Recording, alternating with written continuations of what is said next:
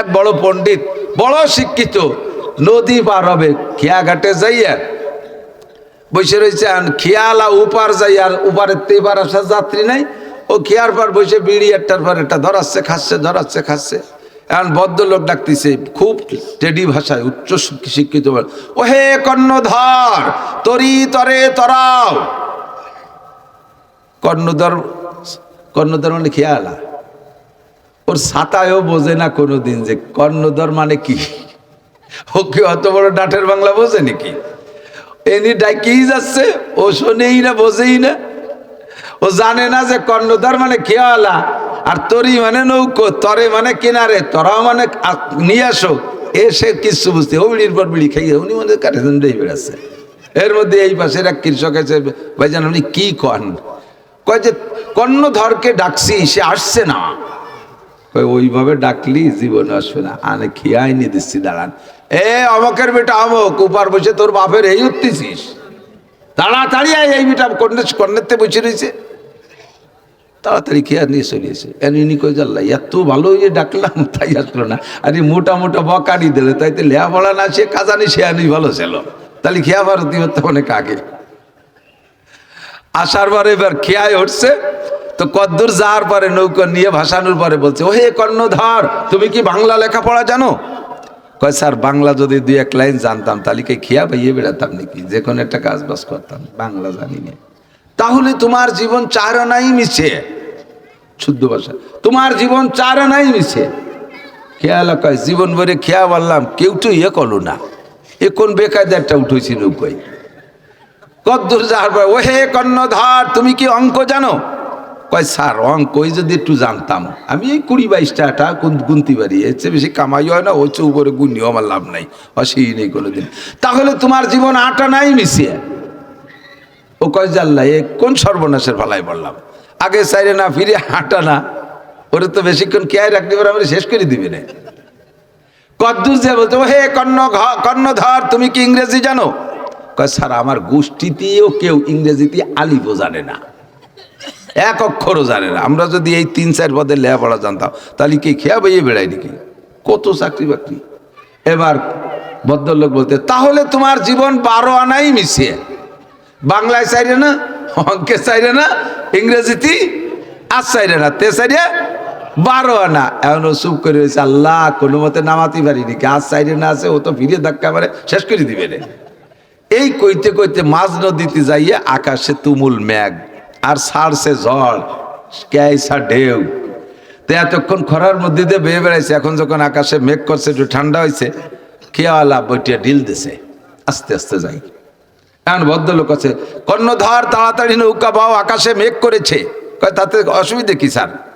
কয় যে নৌকা ডুবে যাবে। কয় অসুবিধে কি, সাঁতার কেটে উপর চলে যাবো। কয় আমি তো সাঁতার কাটতে জানি না। যখন কয়েছে আমি সাঁতার কাটতে জানি না, খেয়াল আকার তোর জীবন 16 আনাই বেশি, তোর জীবন। আমার তো 4 আনা আছে, এই 4 আনা দিয়ে আমি 7টাই উপার যাবো, তোর 12 আনা দিয়ে তুই উপার যেতে হবে, তোর 16 আনাই মিশিয়া মরবি বানিতে চুবনি খাইয়া, তোর পেট কাকশগুনি খুঁচিয়ে খুঁচিয়ে খাবে, উবুত হয়ে থাকবি, কাকশগুনি তোর ভাষা খুঁচিয়ে খুঁচিয়ে খাবে, তুই উবার যেতে পারবি না, তোর জীবন 16 আনাই মিশে। কতক্ষণ IA pass, BA pass, MA pass, ডাক্তার, ইঞ্জিনিয়ার, এমপি, মন্ত্রী, ডিসি। মিনাশ শাইতানির রাজিম। বিসমিল্লাহির রহমানির রহিম। لو أنزلنا هذا القرآن على جبل لرأيته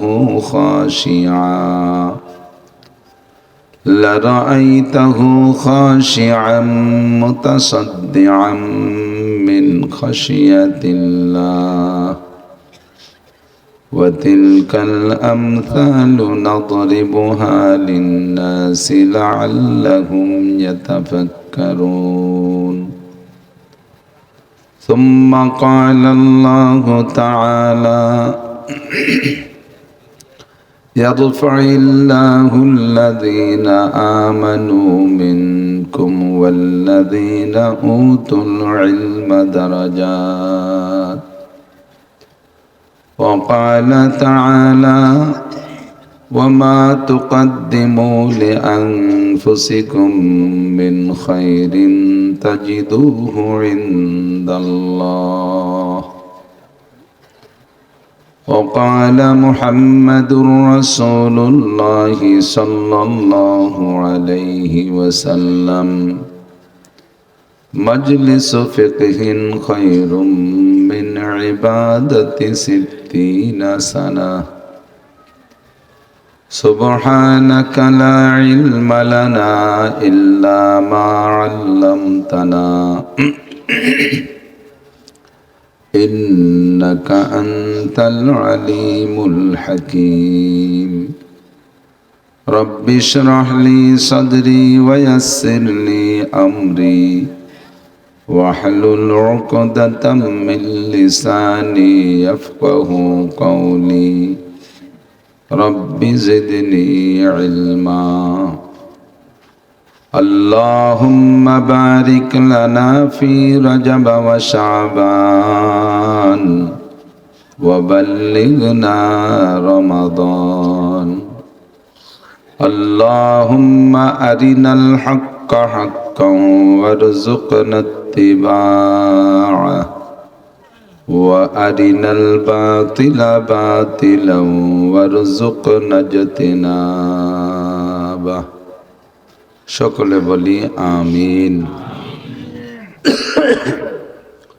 একটু জবান খুলে দুরূদ শরীফ পড়ি, আল্লাহর রহমত 10 গুণ বেড়ে যাবে।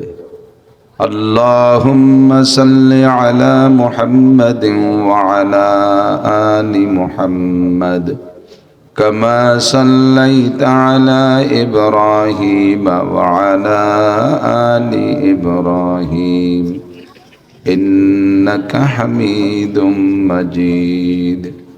اللهم بارك على محمد وعلى آل محمد كما باركت على إبراهيم وعلى آل إبراهيم إنك حميد مجيد. দারুল কুরআন ইসলামিয়া মাদ্রাসা ও মসজিদের উদ্যোগে খাগড়াবাড়িয়া, তিলছড়া, কাশিয়ানী, গোপালগঞ্জের বার্ষিক ওয়াজ মাহফিল। মাহফিলের সম্মানিত সভাপতি মাদ্রাসার মোহতামিম সাহেব, মসজিদের ইমাম ও খতিব সাহেব, অন্যান্য উলামাই কেরাম, আইম্মাই মাসাজিদ, মাদ্রাসার আজিজ আমতুলাবা, প্রাণপ্রিয় দেশবাসী, অত্যন্ত দামি মাসের প্রায় শেষ দিক চলে আসছি, রজব মাস। মাগরিবের পরের সময়টা বয়ান করা ও শোনার সুন্নতি টাইম। নবী পাক সাল্লাল্লাহু আলাইহি ওয়াসাল্লাম ফজর বাদ আর মাগরিব বাদ বেশি বয়ান করতেন, গভীর রাত পর্যন্ত হুজুর বয়ান করতেন না। হুজুরের বয়ানি টাইমের 2টি টাইমের একটি টাইম অনুসরণ করে এই অঞ্চলের অনেকের চেয়ে আল্লাহ পাক আমাদেরকে আগে আসার তৌফিক দিয়েছেন। শুকর আদায় করি আলহামদুলিল্লাহ। আসর থেকে মাগরিব পর্যন্ত আমাদের অত্যন্ত প্রাণপ্রিয় বক্তা হযরতুল আল্লাম হযরত হাফেজ মাওলানা শফিকুল ইসলাম সাহেব বাঙ্গার হুজুর, ফকরর হুজুর বয়ান করেছেন। অত্যন্ত গুরুত্বপূর্ণ কথা বলেছেন, আমি খানিকটা শুনেছি। মাগরিবের নামাজ বা জামাত আদায় করে আবারও আমরা বসতে সুযোগ পেয়েছি। সত্যিকারে মাহফিল বা যে কোনো ইবাদত, শুধু মাহফিল না, যে কোনো ইবাদত যদি আল্লাহর হুকুম আর নবীর তরিকার সাথে মিল থাকে তাহলে সেটাই ইবাদত, এবং তার থেকে একটা ভালো ফল দুনিয়াও পাওয়া যায়, আখিরাতেও পাওয়া যায়। ইবাদত আমি ইবাদত মনে করে যত সুন্দর করে করি, যদি সেটা আল্লাহর হুকুম আর নবীর তরিকার সাথে মিল না থাকে তাহলে তা ইবাদতই হয় না। আমি মনে করতেছি ইবাদত, কিন্তু সেটা ইবাদত হবে না। ইবাদতের ভিতরে খানিকটা আল্লাহর হুকুম আর নবীর তরিকা আছে, এর সাথে আর খানিক আমার তরিকা মিশাই নিলাম, তাও নষ্ট হয়ে যাবে।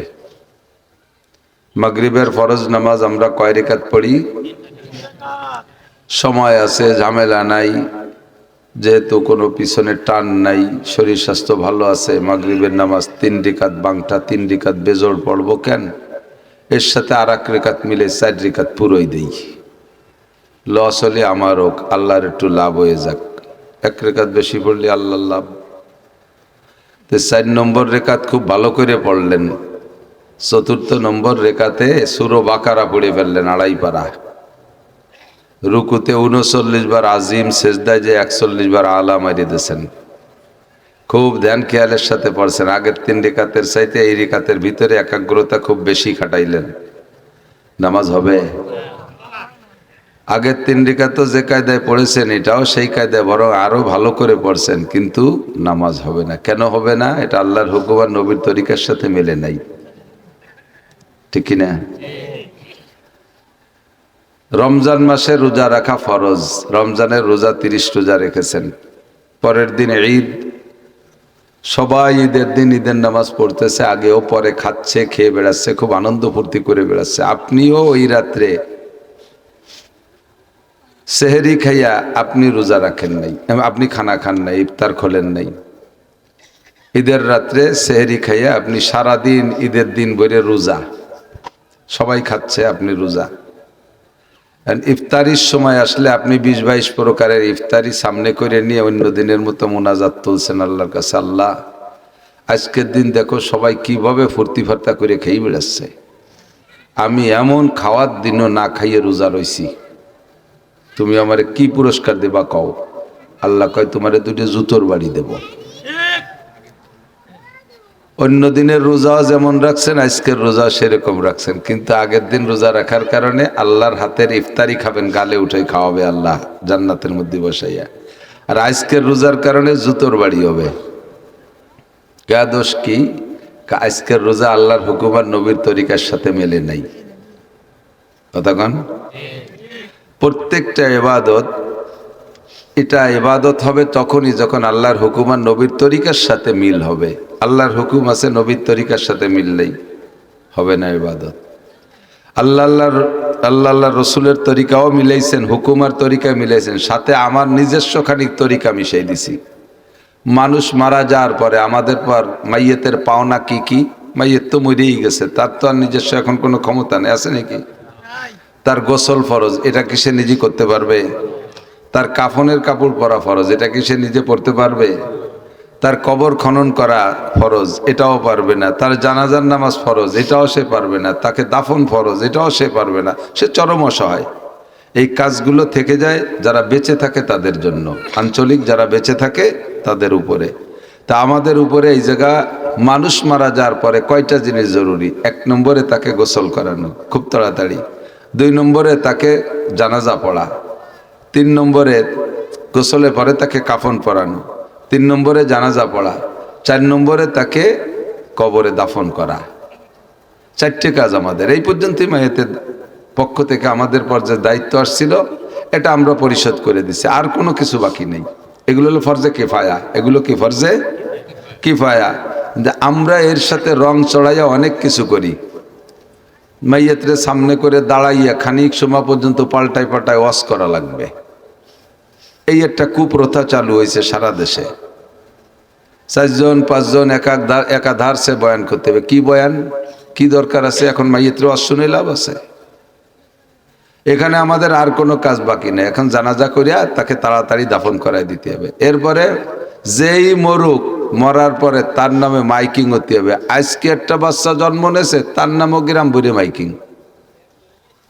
নবজাতক বাচ্চা, তার কোনো গুনাই নাই, তার নামে কে আসবে? তার নামে মাইকিং। মহিলা মারা গেছে, তার নামে মাইকিং।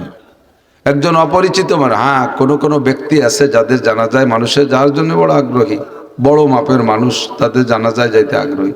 যাদের নামে জানাজায় মাইকিং করলে লোক বাড়বে, হ্যাঁ, তার আকর্ষণে লোক আসার অপেক্ষায় থাকে, এরকম জায়গায় জানাজার জন্য মাইকিং বা প্রচার করা যেতে পারে। যে সমস্ত মানুষের নামে মাঝে মাঝে মাইকিং হয়, যাদের নামে কোনো লোক আসবে না, বেশি বাড়বে না, এই মাইকিং খরচটাও অপচয়ের গুনাহ হবে। মাইকিং করছেন, ব্যান খরচ দিচ্ছেন, মাইকে যে সময় নষ্ট করছেন, এতে যে ভাড়া দিচ্ছেন, এই ভাড়াটাও অপচয়ের গুনাহ হবে। এগুলো আমাদের ইবাদত না। মানুষ মারা যাওয়ার পরে 4 দিনের দিন একটা মিলাদ দিতে হবে, এটা আমাদের দেশে কবে থেকে যেন একটা প্রথা আছে এটা, এই প্রথাও শুরু হয়েছে একটা সময়, আছে, এর ইতিহাস আছে। আমাদের আজ থেকে 4-5-6 পুরুষ আগে খুঁজলে দেখা যাবে আমাদের পূর্বপুরুষ অনেকেরই হিন্দু ছিল। পুরন দলিল মুরব্বীরা খোঁজেন, বাড়ির জমির দলিল যদি পান 4-5 পুরুষ আগের দলিল যদি থাকে ঘরে, দেখবেন সিরি আব্দুর রহমান, সিরি আব্দুল খালেক, নামটা মুসলমান হয়েছে কিন্তু সিরি পাল্টাইয়া মোহাম্মদ লাগাতে সাহস পাচ্ছে না হিন্দুকে দাপটে। বোঝা যাচ্ছে যে ওই সময় ওনাদের আর 1-2 পুরুষ আগে সিরি ছিল, কিন্তু এখন কলেমা পড়ে মুসলমান হয়েছে। তো হিন্দুরা মারা যাওয়ার পরে ওই কাঠুরিয়া খাওয়ায়, 4 দিনের দিন কাঠুরিয়া খাওয়ায়, যারা কাঠ বয়ে দেয় তাদেরকে খাওয়ায়, তার নাম হলো কাঠুরিয়া খাওয়ানো, পোড়ানোর জন্য কাঠ বয়ে দেয়। এখন সেখান থেকে সবে মাত্র মুসলমান হয়েছে, মুসলমান হওয়ার পরে তো এই 4 দিনের দিন খাওয়া নাই। তো নব মুসলমান এদের একটু মন খারাপ, আমরা আগে হিন্দু ছিলাম, ভালো হয়েছে, মানুষ মারা গেলে কাঠুরি মাটুরি খাতাম, এখন যে ধর্মে আসলাম এই ধর্মে কোনো খাওয়া দাওয়া নেই। তৎকালীন মৌলবীরা কয় না, আমরা একটা খাওয়ার ইন্তজাম করি, তাহলে 4 দিনের দিন আমরা কাঠ বয়া বইয়ের হিসাব করবো না, জানাজায় যারা আসছে তাদেরও হতে পারে, অথবা আনুষঙ্গিক আশপাশ দিয়ে আমরা একটা গরু টরু মেরে দিয়ে একটু জিলাপি টিলাপি ইত্যাদি দিয়ে একটু খাওয়া দেই, তাহলে ওই খাওয়ার এগেনস্টে এই খাওয়া, এদের মন খারাপ থাকবে না, ভালো হয়ে যাবে। এইভাবে হলো এই কামটা শুরু হয়েছে, এখন সেটা ইবাদতে পরিণত হয়েছে। এটাকে ইবাদত মনে করলে বেদাত হবে, এটা আল্লাহর হুকুম না, নবীর তরিকা না। যারা হজে গেছেন, উমরায় গেছেন, তারা দেখেছেন মক্কায় যে কয়দিন নামাজ পড়ছেন প্রত্যেকটা ওক্তে জানাজার নামাজ। হাজি আছেন নাকি কেউ? হাজি দেখছেন না? বাস 3-4 জন সাক্ষী পাইছি। এক ওক্তও কি জানাজা ছাড়া পাইছেন মক্কায়? মদিনায় মাঝে মাঝে গ্যাপ পাওয়া যায়, মদিনায় মাঝে মাঝে গ্যাপ পাওয়া যায়। তো মক্কায় এক ওক্ত জানাজা ছাড়া পান নাই। কোনো একটা জানাজার পরে কি পাইছেন যে হ্যাঁ ইনি খুব বড় মাপের মানুষ মারা গেছে, 4 দিনের দিন মিলাদ হবে, বাংলাদেশেতে জিলাপি আসতেছে ট্রাক বেরে, তোমরা চলে আসবা। আর এই দেশের খেজুর, বাংলাদেশে জিলাপি, কোনো মিলাদ নাই। বাদশাহ আবদুল্লাহ, এই যে বর্তমান যে বাদশাহ সালমান, এর ভাই আবদুল্লাহ যখন ইন্তেকাল করে, তখন আমি সৌদি আরবে জানাজাও রিয়াদে, আমিও সে সময় রিয়াদে ছিলাম একটা মাহফিলে। তো ওই পরে শুক্রবারে হেরেম শরীফে আসছে, আমি ভাবলাম যে এত বড় মানুষ সৌদির বাদশা, এদের তোর পয়সার অভাব নাই, কত বড় কি যেন মক্কা শরীফে আজকে ঘটিয়েই যাবে। যে দেখলাম জুমার আগে ইমাম সাহেব খুতবার ভিতরে কিছু প্রশংসা করলেন আর একটু দোয়া করলেন খুতবার ভিতরে। আর ওই যারা আরবি বোঝে তারা আমিন আমিন বলল, আমরাও আরবি বুঝে আমিন বললাম। পাবলিক বাঙালি যারা, তারা তো আমিন বলেও নেই, হাত উঠেও কোনো মোনাজাত নাই। আর নামাজের পরে ওই সময় কোনো এলানও নাই যে পরে দোয়া হবে আর মিলাদ হবে। ও জায়গা যদি একবার আল্লাহ বলে 1 লক্ষ বার আল্লাহ বলার নেকি। একটা মিলাদ পড়লে, মিলাদ যদি সুন্নত হয় নেকি হয়, তাহলে 1 লক্ষ মিলাদের নেকি। তা সে জায়গায় হইল না, কোরআন হাদিসে তো নাই। আমরা এটাকে যত সুন্দর করে করি সেটা হবে কি, ঈদের দিন রোজা রাখার মতো আর মাগরিবের নামাজ 4 রাকাত পড়ার মতো হবে, যা আল্লাহর হুকুমও না, নবীর তরিকাও না। কথা কি বুঝতে পারছেন? আমাদের এই মাহফিল সুন্নাত, নবী আলাইহিস সালাম বয়ান করেছেন, সাহাবায়ে কিরামদেরকে নিয়ে বয়ান করতেন। এই বয়ানটা যতদিন পর্যন্ত সুন্নতি তরিকায় ছিল অতদিন পর্যন্ত বয়ানের থেকে ভালো ফায়দা আসছে। আর যখনই সুন্নতি তরিকার খেলাফ হয়ে গেছে বয়ানের ভিতরে, আমাদের মনচাহি সাজসজ্জা তৈরি করে ফেলাইছি, তখন সাজ হয়, আনন্দ হয়, কিন্তু সে বয়ানের সেই অ্যাকশন হয় না। গত বছর রস করছি যে কয়জনের দাড়ি নেই, এবারও সেই কয়জনের দাড়ি নেই। গতবার নামাজে রস করলাম, গতবারও যারা নামাজ পড়তো না, এইবারও তারা পড়ে না। সমস্যা হলো তরিকার খেলাফ হয়ে যাচ্ছে।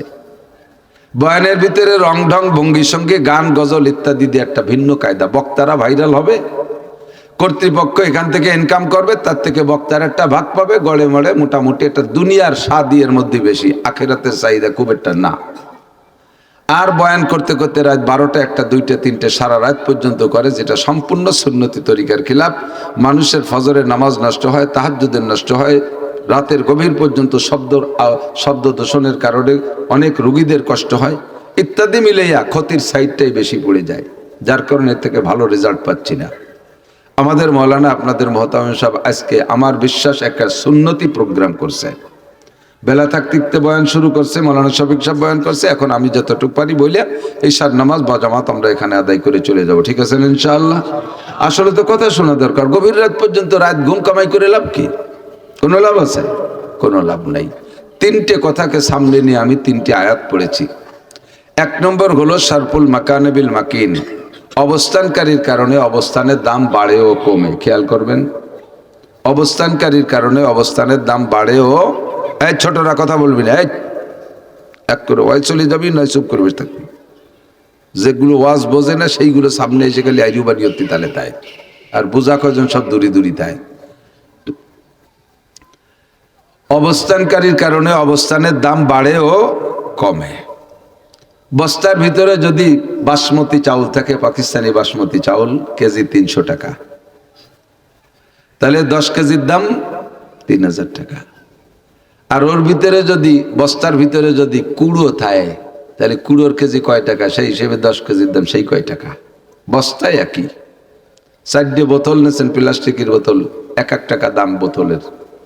4 বোতলের, 1 বোতলের ভিতরে 1 কেজি পানি ঢুকাইছেন, মিনারেল ওয়াটার ইনটেক, বোতল মুখ আটকায় দিয়েছেন। এবার বোতল 1 টাকার বোতলের দাম 25 টাকা, ঠিক না? বোতলের দাম ছিল কত? 1 টাকা। পানি ঢুকার পরে বোতলের দাম হয়েছে 25 বা 30 টাকা, যে দামে বিক্রি হয়। তাহলে এইবার যে বোতলের দাম হলো 30 টাকা, এটা কি বোতলের কারামতি না ভিতরে মালের কারামতি? মালের কারামতি। একে বলে সরফুল মাকানে বিল মাকিন। অবস্থানকারীর কারণে অবস্থানের দাম বাড়ে। সেকেন্ড, দ্বিতীয় বোতলের ভিতরে 1 লিটার কেরোসিন তেল ঢুকাইছেন, কেরোসিনের লিটার 110 টাকা। এবার বোতলের দাম হলো 110। কথা বুঝতেছেন? একটু সাহায্য দেন। বোতলের দাম কত? 110 টাকা। এই যে বোতল 1 টাকা দামের বোতলটা 110 টাকা বানাইলো, এটা কার কারামতি? ভিতরে মালের কারামতি, ঠিক কিনা? 3 নম্বর বোতলের ভিতরে ঢুকাইছেন 1 কেজি ঘি। ঘির কেজি কত? 1600 টাকা। এবার 1 টাকা দামের বোতলের দাম 1600 টাকা, ঠিক না?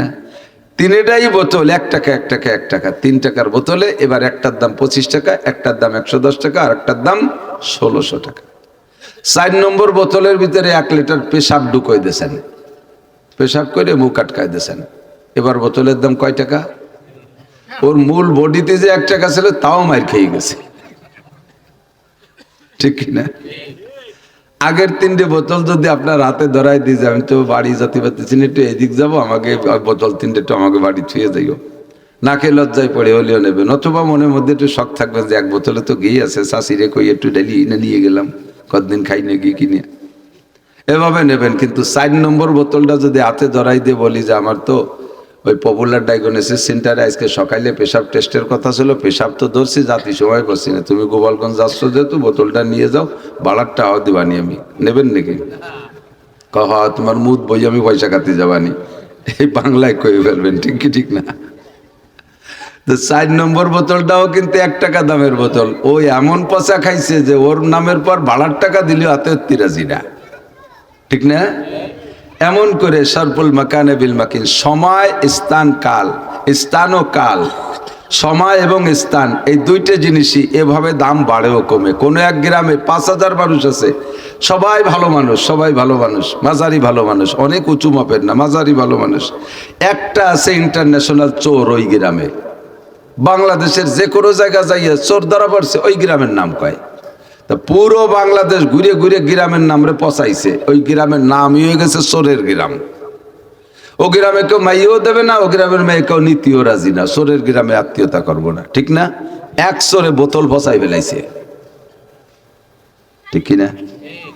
আর এক গ্রামের সাধারণ মানুষ, নিচু মানের মানুষই বেশি কিষেন কামলা দেয়, ভ্যান রিক্সা চালায় বেড়ায়, ছোট ছোট ছোট ছোট কারবার করে। কিন্তু একটা মানুষ গবরে পদ্ম ফুল ফুটছে, একটা মানুষ জজ হয়ে গেছে ওই গ্রামে। এবার পুরো গ্রামের নাম জজের গ্রাম, পুরো গ্রামের নাম জজের গ্রাম। ওই গ্রামে যদি ফকিরের মাইও বিয়ে হইরে আনে, তবু কয় জজের গ্রামে, অমুক জজের গ্রামে আত্মীয়তা করছি, ক্রেডিট বাড়ে। একে বলে সরফুল মাকানে বিল মাকিন। অবস্থানকারীর কারণে অবস্থান দাম বাড়ে ও কমে। এই ফেব্রুয়ারি মাস, এবার হয়েছে কি, এটা তো জানুয়ারি চলে তাই না? এই জানুয়ারি মাস, এই জানুয়ারি মাস, এই জানুয়ারি মাসে আল্লাহু আকবার, একটা রাত গেছে, তার নাম গেছে 31st নাইট। প্রথমে জানুয়ারির 1 তারিখ। এই জানুয়ারি মাসে আবার আরবিতে চলতেছে রজব মাস। কি মাস? রজব মাস। রজব মাসের একটা রাত, 26শে রজব দিবাগত রাত, সামনে বৃহস্পতিবারে দিবাগত রাত, যেটা এই রাত্রে বিশ্ব নবী মোহাম্মদ রাসূলুল্লাহ সাল্লাল্লাহু আলাইহি ওয়াসাল্লামকে আল্লাহ পাক জমিন থেকে জান্নাতি পরিবহনে চড়াইয়া 7 আসমান পার কইরা বাইতুল মামুর ফেরেশতাদের মসজিদ দেখাইয়া তার উপরে সিদরাতুল মুনতাহা নিয়ে সেখান থেকে জিবরাইলের বুরাক থেমে গেছে। এরপরে আল্লাহ তাআলা আরশে আজিমের আলাদা পরিবহন নাম তার রফরফ, সেইটা পাঠাই দিয়ে রফরফে চড়ায় আরশে আজিমে নিয়ে গিয়েছিলেন। আল্লাহ পাকের সামনে বসাইছে, লা মা কানা বাইনাহুমা হিজাব, আল্লাহর মাঝে আর নবীর মাঝে কোনো পর্দা ছিল না, সরাসরি ফেস টু ফেস দেখা। আশার আমাররা 10 বার দেখেছে ওই এক রাত্রে। এই রাতটাও কিন্তু এই জানুয়ারি মাসের মধ্যে, এই রাতটাও তো জানুয়ারি মাসের ভিতরে একটা রাত আসতেছে, যেই রাত শবে মেরাজ, যেই রাত্রে নবী আলাইহিস সালাম আল্লাহকে দেখেছেন, জান্নাত দেখেছেন, জাহান্নাম দেখেছেন, 7 আসমান পার হইলেন, বাইতুল মামুর সিদরাতুল মুনতাহা দেখলেন। এত দামি রাত। আবার সেই জানুয়ারি মাসের 1 তারিখের রাতটার নাম রাখছে 31st নাইট। লক্ষ লক্ষ জিনা হয়েছে সারা বিশ্বব্যাপী। যুবক যুবতী, আপনারা তো অনেকেই ঘুমাইছিলেন, আমি রাস্তায় তো মাহফিল থাকে, রাত্রে তো রাস্তায় থাকি বেশিরভাগ টাইম, দেখি আরে কপাল, সে জানোয়ারে তালাশ করতে জন্য মোটর সাইকেল নিয়ে ভন ভন করে বেড়াচ্ছে। রাত 12টার পরেই জানোয়ার ঢুকবে বাংলাদেশে। এই নারী আর পুরুষ, সুন্দরী সুন্দরী যুবতী মেয়েদেরকে মোটর সাইকেলের পিছনে বসাইয়া পাঙ্কু পোলাপান বিশ্ব রোড দিয়ে, আমি ঢাকার থেকে আসি 6 লেন ভাঙ্গার থেকে বিশেষ করে যাত্রাবাড়ি পর্যন্ত, ওটুকু তার গায়ে বাঁধে না কিছু, জানোয়ারে তালাশ করে বেড়াচ্ছে খালি। যখন ঢুকে পড়ছে রাত 12টা, সে যে কি একটা হইহুল্লা শোরগোল শুরু করে দিয়েছে। সেই রাত্রে হাজার হাজার নাফরমানি গুনাহ হয়েছে। একই রাত, এইটা কত দামি, আর তারই একটা রাত সেই রাতটাকে কত নষ্ট করে ফেলাইছে, তার ভিতরে পেশাব ঢুকই ফেলাইছে। তখন সরবুল মাকানে বিল মাকিন, একে বলে অবস্থানকারীর কারণে অবস্থানের দাম বাড়া আর কমা। রাতের ভিতরে যত রাত আছে, সমস্ত রাতের ভিতরে আপনাদের কার কাছে কেমন লাগে? চাঁদনি রাত ভালো লাগে না অন্ধকার রাত ভালো লাগে? কথা কবেন না? চাঁদনি রাত ভালো লাগে না? অন্ধকার রাত ভালো লাগা মানুষ আছে না নাই? আছে। স্বর্গে অন্ধকার রাত ভালো লাগে, অমাবস্যা পছন্দ হয় খুব, পূর্ণিমা বা চাঁদনি রাতের পর খুব খেপাতি, চাঁদ এবার কি বাড়িয়ে গেল নাকি, মানে অমাবস্যা আসে না, সূর্যতে সুযোগ আছে তো সোরের অমাবস্যা অন্ধকার ভালো লাগে, তাই তো। আর সাধারণ সব মানুষের চাঁদনি রাত ভালো লাগে। তো অমাবস্যার রাত অন্ধকার রাতের মতো একটা রাত, 21-এ চাঁদের 21 থেকে নিয়ে 29 পর্যন্ত, আর মাস যদি 29-এ যায় তাহলে 29-এর রাতটা অথবা 27-এর রাতটা, এটা তো গভীর অন্ধকারের রাত, আকাশে চাঁদ থাকেই না, থাকলে ওই শেষ দিক দিয়ে একটু যারা ওঠে তাতে আর আলোর কাজ হয় না, সারাটা রাত অন্ধকার গেছে। তো এমন একটা অন্ধকার রাত হতে পারে 21-এ রাত, হতে পারে 23-এ বা 25-এ বা 27-এই বেশি সম্ভাবনা আছে, 29-এর সম্ভাবনা আছে। এমন একটা অন্ধকার রাত আল্লাহ পাকের কাছে, যেটা মানুষের কাছে অপছন্দের রাত, অন্ধকার রাতটা অপছন্দের রাত। এখানে এখানে কুয়ারে কারা বসলে বসেন, না বসলে ছোটরা, বসলে বসো না বসলে ছোট, ঝামেলা করেন না, সময় কম কামাই বেশি, অল্প করে। ওই যাবার একটা বাঁশি বাজাচ্ছে যেন কিনা, ও তো ওই বোধ নাই, এগুলো সরাও, ছোট বাঁশি বাজাও না, সরে যাবেন। তো যেই রাতটা মানুষের কাছে পছন্দের না, এমন একটা অপছন্দের রাত লাইলাতুল কদর। লাইলাতুল কদর আল্লাহ পাক ওই রাতটারে কত দামি বানাইছে, ওই রাতের মধ্যে ঘি ঢুকাই দিয়েছে 1600 টাকা কেজি। লাইলাতুল কদরে খায়রুম মিন আলফি শাহর। লাইলাতুল কদর, সবে কদর একটা রাত এত দামি যে একটা রাত 1000 মাসের চাইতেও দামি। বলেন না সুবহানাল্লাহ। কারণ কি? ইন্না আনজালনাহু ফি লাইলাতুল কদর, আমি লাইলাতুল কদরের বোতলের ভিতরে নাজিল করেছি কুরআনে কারীমকে। ওমা আদরাকা মা লাইলাতুল কদর, হে দুনিয়ার মানুষ তোমরা কি জানো কদরের রাতটা কি? আল্লাহ কয় লাইলাতুল কদরে খায়রুম মিন আলফি শাহর। 1000 মাস ইবাদত করলে যে পরিমাণ নেকি হবে, দিনে ও রাত্রে অবিরাম ইবাদত করবা বিরামহীন। 1000 মাস ইবাদত করলে 84 বছর 4 মাস, এত কাল ইবাদত করলে যেই নেকি তার চাইতে বেশি নেকি দেয়া হবে একটা রাতের ইবাদতের বিনিময়। কারণ ওই রাতের মধ্যে কোরআনে কারীমের 1600 টাকা দামের ঘি ডুইকা রাতটাকে, বোতলটাকে দামি বানাইছে। বছর হয় 12 মাসে, 11 মাসের এক মর্যাদা। শাহরু রমাদান আল্লাযী উনজিলা ফীহিল কুরআন, এই 12 মাসের ভিতরে একটি মাসের নাম রমজান মাস। রমজান মাসের দাম কত? মিন সাবঈনা ইলা সাবঈমিয়াতি জিব। নবী পাক বলেন রমজান মাসের দাম অন্য মাসের চাইতে 70 থেকে 700 গুণ বেশি। বলি সুবহানাল্লাহ। সুযোগ যতবার আসবে সুবহানাল্লাহ বলার বলে ফেলবেন, কৃপণতা করবেন না। রাস্তা বাঁকার আয়াত গর্চে বাসাত সারে মার, রেখে দাও কাজে লাগবে যদিও সাপের মাথা। এখন আপনি স্বাভাবিকভাবে সুবহানাল্লাহ বলতেছেন, আল্লাহর কসম সুবহানাল্লাহর ফলাফল যেদিন দেখবেন সেদিন আপনি আফসোস করবেন আর বলবেন, ও রব্বুল আলামিন কত টাইম বসে বসে নষ্ট করেছি, আর একটা বার সুযোগ দাও, বাড়ি বসে গ্রাম দেশে যাই আবার সুবহানাল্লাহ পড়ে আসি। যতবার সুবহানাল্লাহ আলহামদুলিল্লাহ আল্লাহু আকবার বলবেন, অতটা জান্নাতের ভিতরে অতটা গাছ, ফলের গাছ আপনার জন্য লাগানো হবে। যতবার সুযোগ আসবে কলেমা পড়ার পর লা ইলাহা ইল্লাল্লাহ মুহাম্মাদুর রাসূলুল্লাহ তামলা উমা বাইনাস সামাই ওয়াল আরদ, আসমান আর জমিনের মাঝখানে যত ফাঁকা জায়গা আছে কলেমা একবার পড়ার কারণে সম্পূর্ণ ফাঁকা জায়গা নেকিতে ভরপুর হয়ে যায়। খুশি হয়ে বলবো আল্লাহ, বলেন আল্লাহ। একবার আল্লাহ বললে কমপক্ষে 4000 নেকি। আরে দোস্ত, দুনিয়া বোঝা সহজ, ইনকাম করা কঠিন।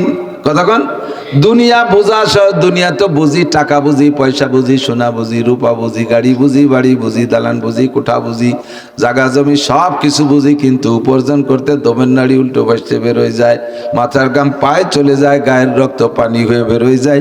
200-500 টাকা ইনকাম করতে, কতক্ষণ 500 টাকা ইনকাম করতে সকাল 8টা থেকে দুপুর 1টা পর্যন্ত কোদাল কোপানো লাগে, মাটি কাটা লাগে। 700-800 টাকা কামাই করতে সকাল 8টা থেকে বিকেল 4টে পর্যন্ত রাজমিস্ত্রির কাজ করা লাগে। প্রত্যেকটা কাজ কঠিন পরিশ্রমের বিনিময়ে আপনার কিছু পয়সা আসে। পয়সাগুলো বোঝা যায় খুব সহজে, কিন্তু কামাই করতে দম বেরোয় যায়। আর আখেরাতকে বুঝতে বড় কঠিন, এটা মাথায় মুঠে ধরেই না। নেকি লাগে কোন সাগে, 200 নেকি দিলে এক জোড়া বার্মিস স্যান্ডেল দেয় না, লাখখানিক নেকি দিলে এক রতি সোনা দেয় না, আরে 500 নেকি দিলে এক কেজি চাউল দেয় না। নেকি লাগে কোন সাগে, এই দিক কি হবে মাথায় মোটে বুঝে আসে না। কিন্তু ইনকাম করা খুবই সহজ, একবার আল্লাহ বললে 4000 নেকি। মাথা ঘামে নাকি কোনো জায়গা? আল্লাহ বলতে কি কোনো জায়গা ঘামে? সুযোগ পাইলে এগুলো বলে ফেলবেন, সুবহানাল্লাহ, আলহামদুলিল্লাহ, আল্লাহু আকবার, লা ইলাহা ইল্লাল্লাহ, আল্লাহু আকবার, এগুলো বলতে তালে থাকবেন। শাহরু রমাদান আল্লাযী উনজিলা ফীহিল কুরআন হুদাল লিন-নাসি ওয়া বাইয়িনাতিন মিনাল হুদা ওয়াল ফুরকান। অন্য মাসের 70 মাস আর রমজান মাসের 1 মাস, অথবা 700 মাস। অন্য মাসের 700 মাসে ইবাদত করলে যেই নাকি, রমজান মাস 1 মাস ইবাদত করলে তার চাইতে বেশি নাকি। বলি না সুবহানাল্লাহ। কেন এই ফজিলত? কেন কয় রমজান মাসের বোতলের মধ্যে 1600 টাকা দামের ঘি ঢুকছে, বোতলটারে দামি বানাই ফেলাইছে কিসে? শাহরু রমাদান আল্লাযী উনজিলা ফীহিল কুরআন, কারণ ওই রমজান মাসের ভিতরে আল্লাহ পাক কোরআনে কারীম নাজিল করেছে। ঠিক কিনা? একটা একটা করে মনে রাখেন। মক্কার জমিন এত অনুর্বর, যারা গিয়েছেন তারা দেখেছেন। মক্কা ইরিদা নয়, গম হয়, খেসারি কলই, মুসুরি, সুলা মুলা কিচ্ছু হয় না। ওই যে খেজুরির দেশ, সে খেজুর গাছও মক্কা এলাকায় হয় না। সরকার আইল্যান্ডের উপর দিয়ে বা বিভিন্ন পার্কে পার্কে সাজানোর জন্য এক একটা লাগায়, অনেক গাছ লাগায়। পানি দিতে দিতে সরকারের পানি শেষ হয়ে যায়, কিছুদিন পর তার মাঝির পাতা শুকিয়ে যায়, ওইটা ফেলাই দিয়ে আবার লাগায়। গাছ মোটে তাজা রাখতে পারে না, সচক্ষে তো দেখে আসছি। মক্কার জমিন এত অনুর্বর, আর বাংলার জমিন কত উর্বর। মাঠের থেকে ধানের বোঝাতে পড়ে না পড়ে যায়। আরে কিছু ওই ধানটা ওখানে যদি পড়ে থাকে, মুরগি বা কাকশালিকে যদি খেয়ে না ফেলে, সময় মতো পানি লাগলে ধানটা গজায় যায়, জ্বালায় না? ছাগল গরুতে না খেয়ে ফেললে সময় মতো গাছটা বড় হয়ে যায়, সার ওষুধ কীটনাশক কিচ্ছু দেওয়া লাগে না, অনায়াসে তার গোড়ায় দিয়ে আরো 6-7টা গাছ বের হয়। 3 মাস 3.5 মাস 4 মাস সময় পাইলে মাথায় যে তার 7টা বাইল হয়, 7টা গাছে 7টা বাইল হয়। ফিকুল্লি সুম্বুলাতিম মিয়াতু হাব্বা, প্রত্যেক শীষের মাথায় 100 করে ধান হয়। বাংলার জমিন এত উর্বর, সার ওষুধ কীটনাশক কিচ্ছু দেয়া লাগে না, অনায়াসে বীজ গজাইয়া যায় আর তা থেকে ফল হওয়া শুরু হয়ে যায়। আমের আটি পড়ে থাকে, সময় মতো গজায় যায়। ছাগল গরুতে খাইয়ে না ফেললে সুন্দর একটা গাছ হয়ে যায়, টাইম মতো তাতে আম ধরা শুরু হয়ে যায়। এত উর্বর বাংলার জমি। মক্কার জমি অত অনুর্বর, তবুও দোস্ত বাংলাদেশে কোনোদিনও সোনার বাংলা কব, তবে সোনার বাংলা কব, তবুও কিন্তু বাংলাদেশ শরীফ কেউ কয় না। বাংলাদেশ শরীফ কয় নাকি? কিন্তু মক্কার নাম কি শরীফ? মক্কা শরীফ। মক্কার নাম মক্কা শরীফ, ঠিক না? মক্কার নাম আগে ছিল বাক্কা। ইন্না আউওয়ালা বাইতি উদিয়া লিন-নাসি লাল্লাযী বিবাক্কাতা মুবারাকান ওয়া হুদাল লিল আলামিন। আল্লাহ পাক বলেন, দুনিয়ায় সর্বপ্রথম আমি একটা ঘর বানাইছি বাক্কায়। কোন জায়গা? বাক্কা। বাক্কা মানে মক্কা। পরবর্তীতে কোরআন নাজিল হওয়ার পরে আস্তে আস্তে নাম পাল্টা এর নাম হয়েছে মক্কা শরীফ। কেন হইল মক্কা শরীফ? এত অনুর্বর জমিনের এত দাম কেন হলো? কয় ওর সাথে আরেক শরীফের ছোঁয়া লাগছে, আরেক শরীফের ছোঁয়া লাগছে। কোন শরীফ? কোরআন শরীফ। কোন শরীফ? কোরআন শরীফ নাজিল হওয়ার পরে বাক্কা এবার মক্কা শরীফ, মক্কা শরীফে পরিণত হয়ে গেছে। এর মধ্যে 1600 টাকা দামের ঘি ঢুকছে মক্কার জমিনে। কত দামি! সারা পৃথিবীর আশেকিন জাকিরিন মুহিব্বিন পাগল মুসলমানরা জীবনে একটা বার হলেও মক্কা শরীফ যার শখ করে, কি করে না? আপনাদের স্বাদ আছে মক্কা যার শখ হয় নাকি উড়াকান্দি? উড়াকান্দি। উড়াকান্দি কোথায় যাবেন? যাবেন যাবেন কোন যাবেন? বলেন ইনশাআল্লাহ যাবই। আল্লাহ তৌফিক দাও, বলেন আমিন।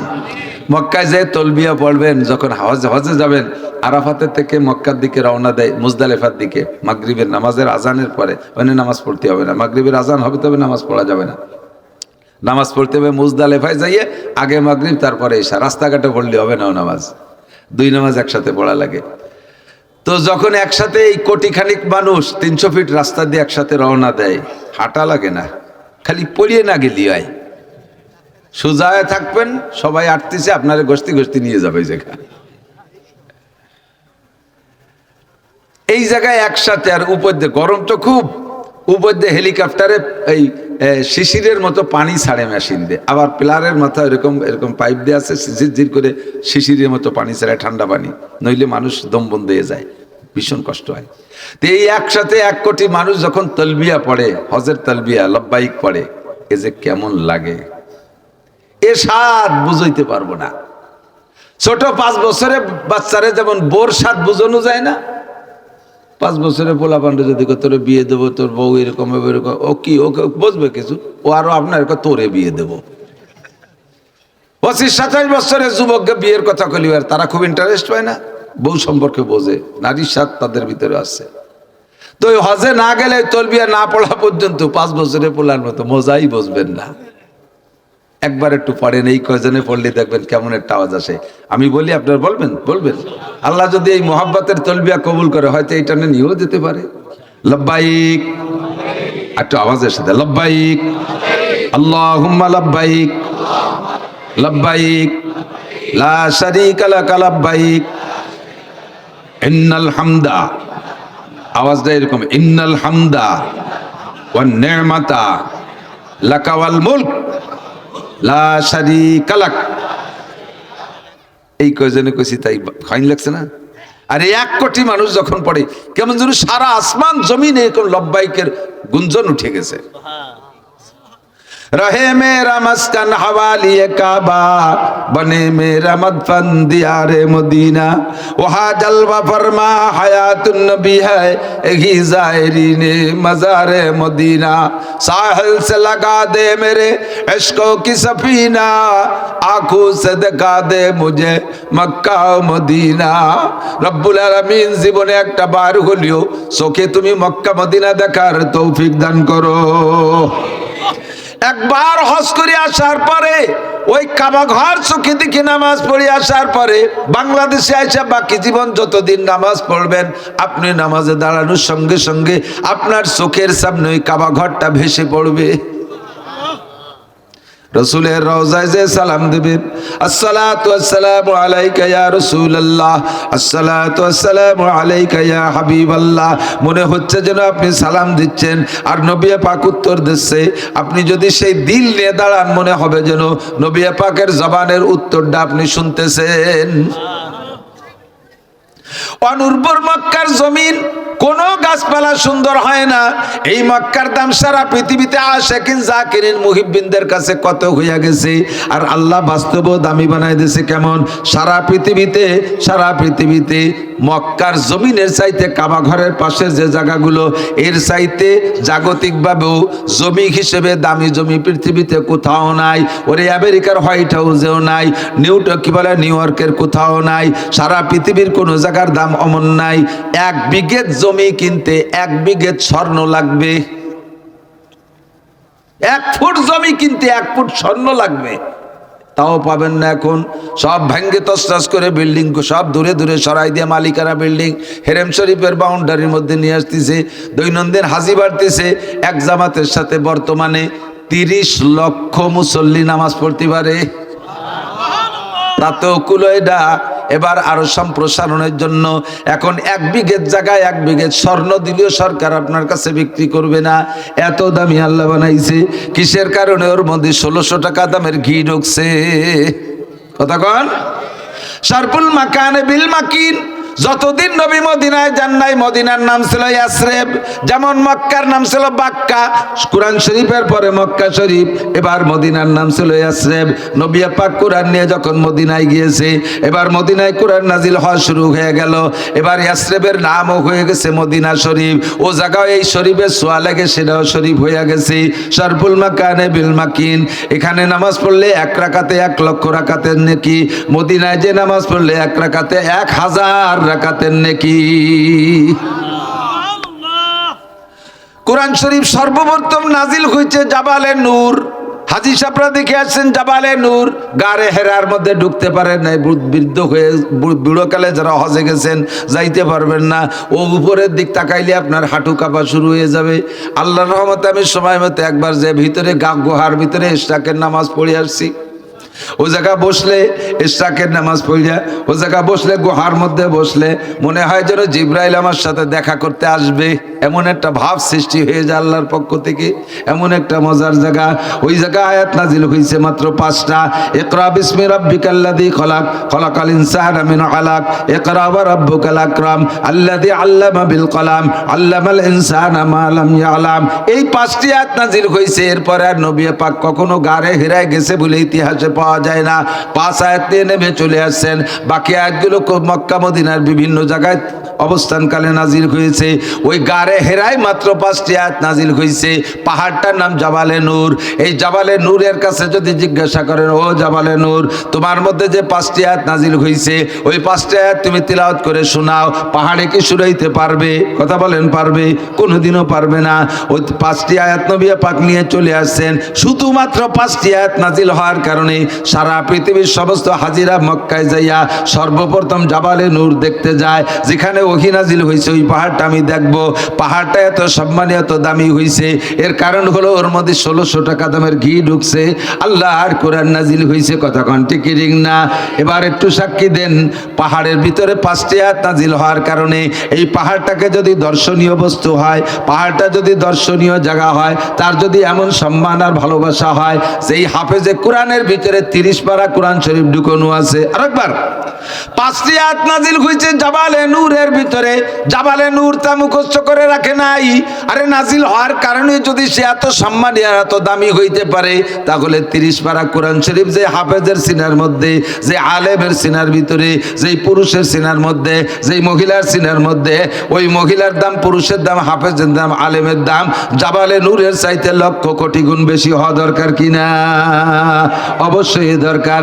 জাবালে নূর জান্নাতে যাবে না, জাবালে নূর জান্নাতে যাবে না, কিন্তু হাফেজ আলেম কোরআনওয়ালা জান্নাতে যাবে।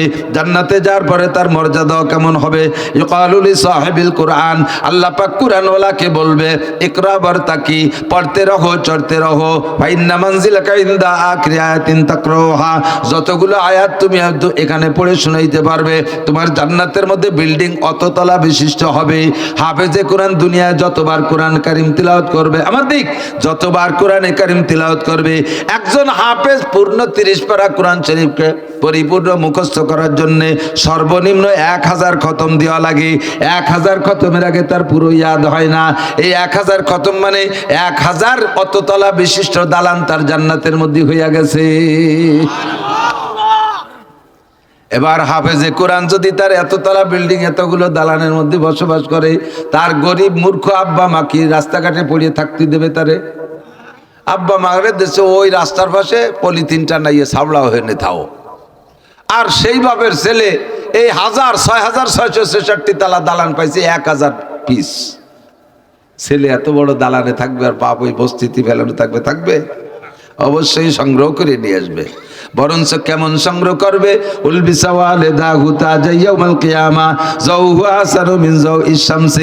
সন্তানের কাছে আব্বাকে নিয়ে আসবে, আব্বা মাকে নিয়ে আসবে যেদিন, সেদিন আনার একটা অনুষ্ঠান হবে। ওই অনুষ্ঠানটার ভিতরে অবস্থা হবে মতির মেম্বার বানাবে, আব্বার জন্য একটা, মায়ের জন্য একটা, আব্বার জন্য একটা, মায়ের জন্য একটা। আব্বা মাকে মতির মেম্বারে বসাইয়া আল্লাহ পাক রব্বুল আলামিন নিজ কুদরতি হাত দিয়া তার আব্বা মার মাথায় পাগড়ি বাঁধা দিবে। আমরা যেমন হাফেজে কোরআনের মাথায় পাগড়ি দেই, ওই ছেলেটার জীবনে এত আনন্দ আর কোনো কিছুতে পায় না যেদিন সে হাফেজ হইয়া মাথায় পাগড়ি পরে। আর হাফেজে কোরআনের আব্বা মাকে জান্নাতের ভিতরে আল্লাহ পাক নিজ কুদরতি হাত দিয়ে নূরের পাগড়ি পরাইয়া দিবে। কেউ ফতে ফেলানো থাকবে না। আল্লাহু আকবার দোস্ত। তাহলে জাবালে নূরের দাম বাড়ছে কোরআনের ছোঁয়ায়। কতক্ষণ? মক্কার দাম বাড়ছে কোরআনের ছোঁয়ায়, মদিনার দাম বাড়ছে কোরআনের ছোঁয়ায়। আরো বহু প্রমাণ আছে। এই টেবিলের উপরে যদি কোরআন শরীফ তোয়া থাকে, টেবিলের গায়ে আমাদের পাও লাগানো ঠিক হবে? হবে? কোরআন শরীফের দাম কয় টাকা? 200 টাকা। বাহ্যিক কাগজ হিসেবে যেটা আমরা যে হাদিয়া দিয়ে কিনি 200 টাকা। 200 টাকা দামের কোরআন শরীফের পর থাকলে এই টেবিলের গায়ে পাও লাগাইতে কোনো মুসলমান হিম্মত করবে না। কতক্ষণ? ভুল করবে যদি পা লাগেই যায় তাহলে টেবিল সহ চুমো খায়, ঠিক না? কোরআন শরীফের গায়ে কোনো দামি কাপড় পাবলিকই দেয় না। সিরা নেকড়া পুরন কাপড়, লুঙ্গিতে না, ছায়া পুরন ছায়ার কোনা, ব্লাউজ পুরন যেটা ফেলাইতে তাই দিয়ে ফেলাইতেছে, বালিশেরটা নালাতে নালাতে আঠা আঠা হয়ে গেছে, তার তুলো অপারেশন করে খারে দিয়ে তার মধ্যে তুইছে কোরআন শরীফ। ছেলেকে হাফ প্যান্ট ছিঁড়ে গেছে, এক ঠ্যাং খুলে ফেলাই দিয়ে আর এক ঠ্যাঙের মধ্যে বুঝে দিয়ে দিয়েছে। যাই দিক কোরআন শরীফের গায়ে। যেদিন থেকে কোরআন শরীফের গায়ে ওই নেকড়াটার ছোঁয়া লাগছে, এতদিন পাছায় ছিল, পরনে ছিল, কোনো চুমো টুমো খাই নাই। আজকে যখন কোরআন শরীফের সাথে ছোঁয়া লাগা গেছে, ওইটা পাও লাগা লাগে না। ওই কাপড়টা হাতে থেকে পড়ে গেলেও কোরআনকে যেমন সম্মান করে কাপড়টারও এরকম করে কি করে না? কাপড়টা উঠাইয়া চুমো খায়। কেন কয়? কাপড়ের মধ্যে 1600 টাকা দামের ঘি ঢুকছে, বোতলের দাম বাইরে গেছে। কথা কন। এই টেবিলের উপরে যদি 1 লাখ টাকা দামের টেলিভিশনও রাখা হয়, আর এই টেবিলকে টেলিভিশন সহ যদি লাথি দিয়ে চিৎ করে ফেলাই দেয়, কেউ কি কবে সুমো দিতি? কবে? আর সুমো দিতি কলি কি দেবো নাকি? দরকারে লাথি আরো 2টি দেবো, তবু এরে সুমো দেব না। 1 লাখ টাকার দামের টেলিভিশনে এরে সুমো খার যোগ্য বানাইতে পারে না। 200 টাকা দামের কোরআন শরীফে সুমো খার যোগ্য বানাইয়া দেয়। এর নাম সরপুল মাকানে বিল মাকিন। অবস্থানকারীর কারণে অবস্থানের দাম বাইরা যায়। ও দোস্ত, ভালো করে মনে রাখো যুবক, তুমিও যদি কোরআন পড়নেওয়ালা হও, আমার বুড়ো বাবারা কোরআন পড়নেওয়ালা হন, আমার সমসাথী ভাইরা কোরআন পড়নেওয়ালা হন, আমার মা ও বোনরা কোরআন পড়নেওয়ালা হন, পড়নেওয়ালি হন, আপনার মধ্যে কোরআন ঢোকার পরে আপনার দামও তেমনই বাইরে যাবে, আপনার দাম এরকম বেড়ে যাবে। মাটিরে যদি দামি বানাইতে পারে, কাঠরে যদি চুমো খাওয়ার যোগ্য বানাইতে পারে, সিরা নেকড়ারে যদি কোরআনে চুমো খাওয়ার যোগ্য বানাইতে পারে, তাহলে মানুষ আশরাফুল মখলুকাত, আগের থেকেই তারা দামি, সৃষ্টির সেরা মানব জাতি, সবচাইতে সম্মানী মানব জাতি। আল্লাহ কয় ওয়ালা কাদ কাররামনা বানি আদম, তোমাদের মধ্যে আমি বনি আদমকে সবচাইতে সম্মানী করে বানাইছি। এমনিতেই আপনারা সম্মানী, এরপরে যদি কোরআনে কারিম ভিতরে ঢুইকা চলে যায়, আপনার দাম হবে হাজার হাজার কোটি গুণ দামি। আল্লাহ পাক বলেন ইয়ারফাইল্লাহুল্লাযীনা আমানু মিনকুম, আমার কাছে দুনিয়ার কোনো চেয়ারম্যান, মেম্বার, এমপি, মন্ত্রীদের কোনো ভ্যালু নাই, ডিসিএসপি কোনো এদের কোনো ভ্যালু নাই। আমার কাছে বিজ্ঞানী, ডাক্তারের কোনো দাম নাই, কোনো মূল্য নাই। আমার কাছে দামি হলো সবচাইতে সব মানে দামি ইয়ারফাইল্লাহুল্লাযীনা আমানু মিনকুম, তোমাদের মধ্যে যারা ঈমানদার তারা সবচাইতে দামি। আর ঈমানের সাথে ওয়াল্লাযীনা উতুল ইলমা দারাজাত, যাদেরকে কোরআনের ইলম দান করা হয়েছে। কি হয়েছে? লোকজন এদিক চাইয়ে থাকে, আমি তো বুঝতেছি না। এই পোলাপানে ভাজলে মেরে তাই যদি দেখেন তা আমাকে ডাকিয়েছেন কি তিনি? আহা, দুঃখের বিষয়। ইয়ারফাইল্লাহুল্লাযীনা আমানু মিনকুম, তোমাদের মধ্যে সবচাইতে দামি যারা ঈমানদার। বলেন কারা দামি? কারা দামি? ডোনাল্ড ট্রাম্পের ঈমান আছে, আমেরিকার প্রেসিডেন্ট ডোনাল্ড ট্রাম্প, ওই টেম্পুর ঈমান আছে, নেতানিয়াহুর আছে, নরেন্দ্র মোদীর আছে, অং সান সুচির আছে, জেলোনেস্কির আছে, চীনের প্রেসিডেন্ট কিরা? চীনের প্রেসিডেন্ট কসাই মোদী, শি জিনপিং। তারপরে রাশিয়ার প্রেসিডেন্ট ভ্লাদিমির পুতিন। একে কের ঈমান নাই? এরা তো বিশ্বের বর্তমানে শীর্ষ নেতা। সারা পৃথিবীর বেঈমান নেতাকে এক পাল্লায় রাখবেন, আর এই খাগড়াবাড়ির সবচাইতে গরিব একটা ফকির মুসলমান মোমেন তারে আর এক পাল্লায় রাখবেন। আল্লাহর কাছে হাসরের মাঠে দেখবেন ওজন কোন দিক বেশি।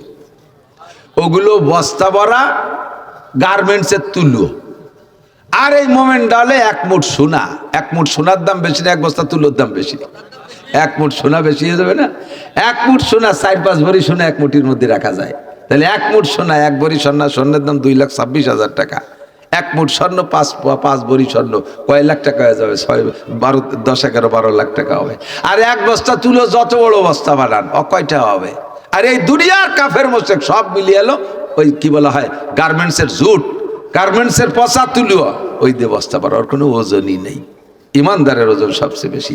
এরপরে ইমানদারের মধ্যে কারা দামি? যুবক শোনো, ওয়াল্লাযীনা উতুল ইলমা দারাজাত, যাদেরকে ইলম দান করেছেন তাদের মর্যাদা সবচাইতে বেশি। দারাজাত তার মানে সারা দুনিয়ার দরজা মর্যাদা যত আছে সব ইলমওয়ালার। কোন ইলমওয়ালার? আল্লাহ যে ইলমওয়ালাকে দামি বলেছেন ওই ইলম দুনিয়ার ইলম না, ওই ইলম হলো কোরআন আর হাদিসের ইলম, কোরআনের ইলম। নবী পাক বলেন খায়রুকুম মান তাআল্লামাল কুরআনা ওয়া আল্লামা, তোমাদের মধ্যে সবচাইতে দামি, তোমাদের মধ্যে সবচাইতে দামি ওই ব্যক্তি যে কোরআন পড়ে আর পড়ায়, কোরআন পড়ে আর পড়ায়। ও ব্যক্তি হুজুর হওয়া লাগবে না, ও যদি মাস্টার হয় কোরআন পড়নেওয়ালা তাহলে দামি মাস্টার, যদি ডাক্তার হয় কোরআন পড়নেওয়ালা দামি ডাক্তার, অফিসার হবে দামি কোরআন পড়নেওয়ালা দামি অফিসার, কৃষক হবে কোরআন পড়নেওয়ালা তাহলে ওটাই দামি, মহিলা হবে কোরআন পড়নেওয়ালি তাহলে ওইটাই দামি, পুরুষ হবে কোরআন পড়নেওয়ালা তাহলে সেইটাই দামি। যদি কোরআন পড়তে না পারো তাহলে তুমি যত বড় পণ্ডিত হও আল্লাহর কাছে 1 পয়সারও ভ্যালু নাই। কোরআন দিয়ে দামি বানাইতে হবে। বোতলরে দামি বানাবেন কি ঢুকাইয়া? কোরআন ঢুকাইয়া বোতলরে দামি বানাইতে হবে। কতক্ষণ? এক বড় পণ্ডিত, বড় শিক্ষিত, নদী পার হবে, খেয়া ঘাটে যাইয়া বসে রয়েছে, খেয়ালা উপার যাই, আর উপারের তেবার আসার যাত্রী নাই, ও খেয়ার পর বসে বিড়ি একটার পর একটা ধরাচ্ছে খাচ্ছে। এখন ভদ্রলোক ডাকতেছে খুব টেডি ভাষায়, উচ্চ শিক্ষিত, ও হে কর্ণধর তরি তরে তরাও। কর্ণধর মানে খেয়ালা, ওর ছাতায়ও বোঝে না কোনোদিন যে কর্ণধর মানে কি। ও কি অত বড় ডাটের বাংলা বোঝে নাকি? এনি ডাকিই যাচ্ছে, ও শোনেই না, বোঝেই না। ও জানে না যে কর্ণধর মানে খেয়ালা, আর তরি মানে নৌকো, তরে মানে কিনারে, তরাও মানে নিয়ে আসো। এসে কিছু বুঝতে, ও বিড়ির পর বিড়ি খাইয়ে উনি মানে কাঠে বেড়াচ্ছে। এর মধ্যে এই পাশের এক কৃষক আছে, ভাইজান আপনি কি কন? কয় যে কর্ণধরকে ডাকছি, সে আসছে না। ওইভাবে ডাকলি জীবন আসবে না, আনে খেয়াই নিয়ে দিচ্ছি, দাঁড়ান। অমকের বেটা অমক, উপার বসে তোর বাপের এই উঠতেছিস, তাড়াতাড়ি এই বেটা কর্ণেরতে বসে রয়েছে, তাড়াতাড়ি খেয়া নিয়ে চলিয়েছে। এনি কই জানলা এত ভালো যে ডাকলাম তাই আসলো না। আরে মোটা বকানি দিলে তাইতে লেয়া বলা না, সে কাজানি সে আনি ভালো ছিল, তাহলে খেয়া ভারতী হতে অনেক আগে।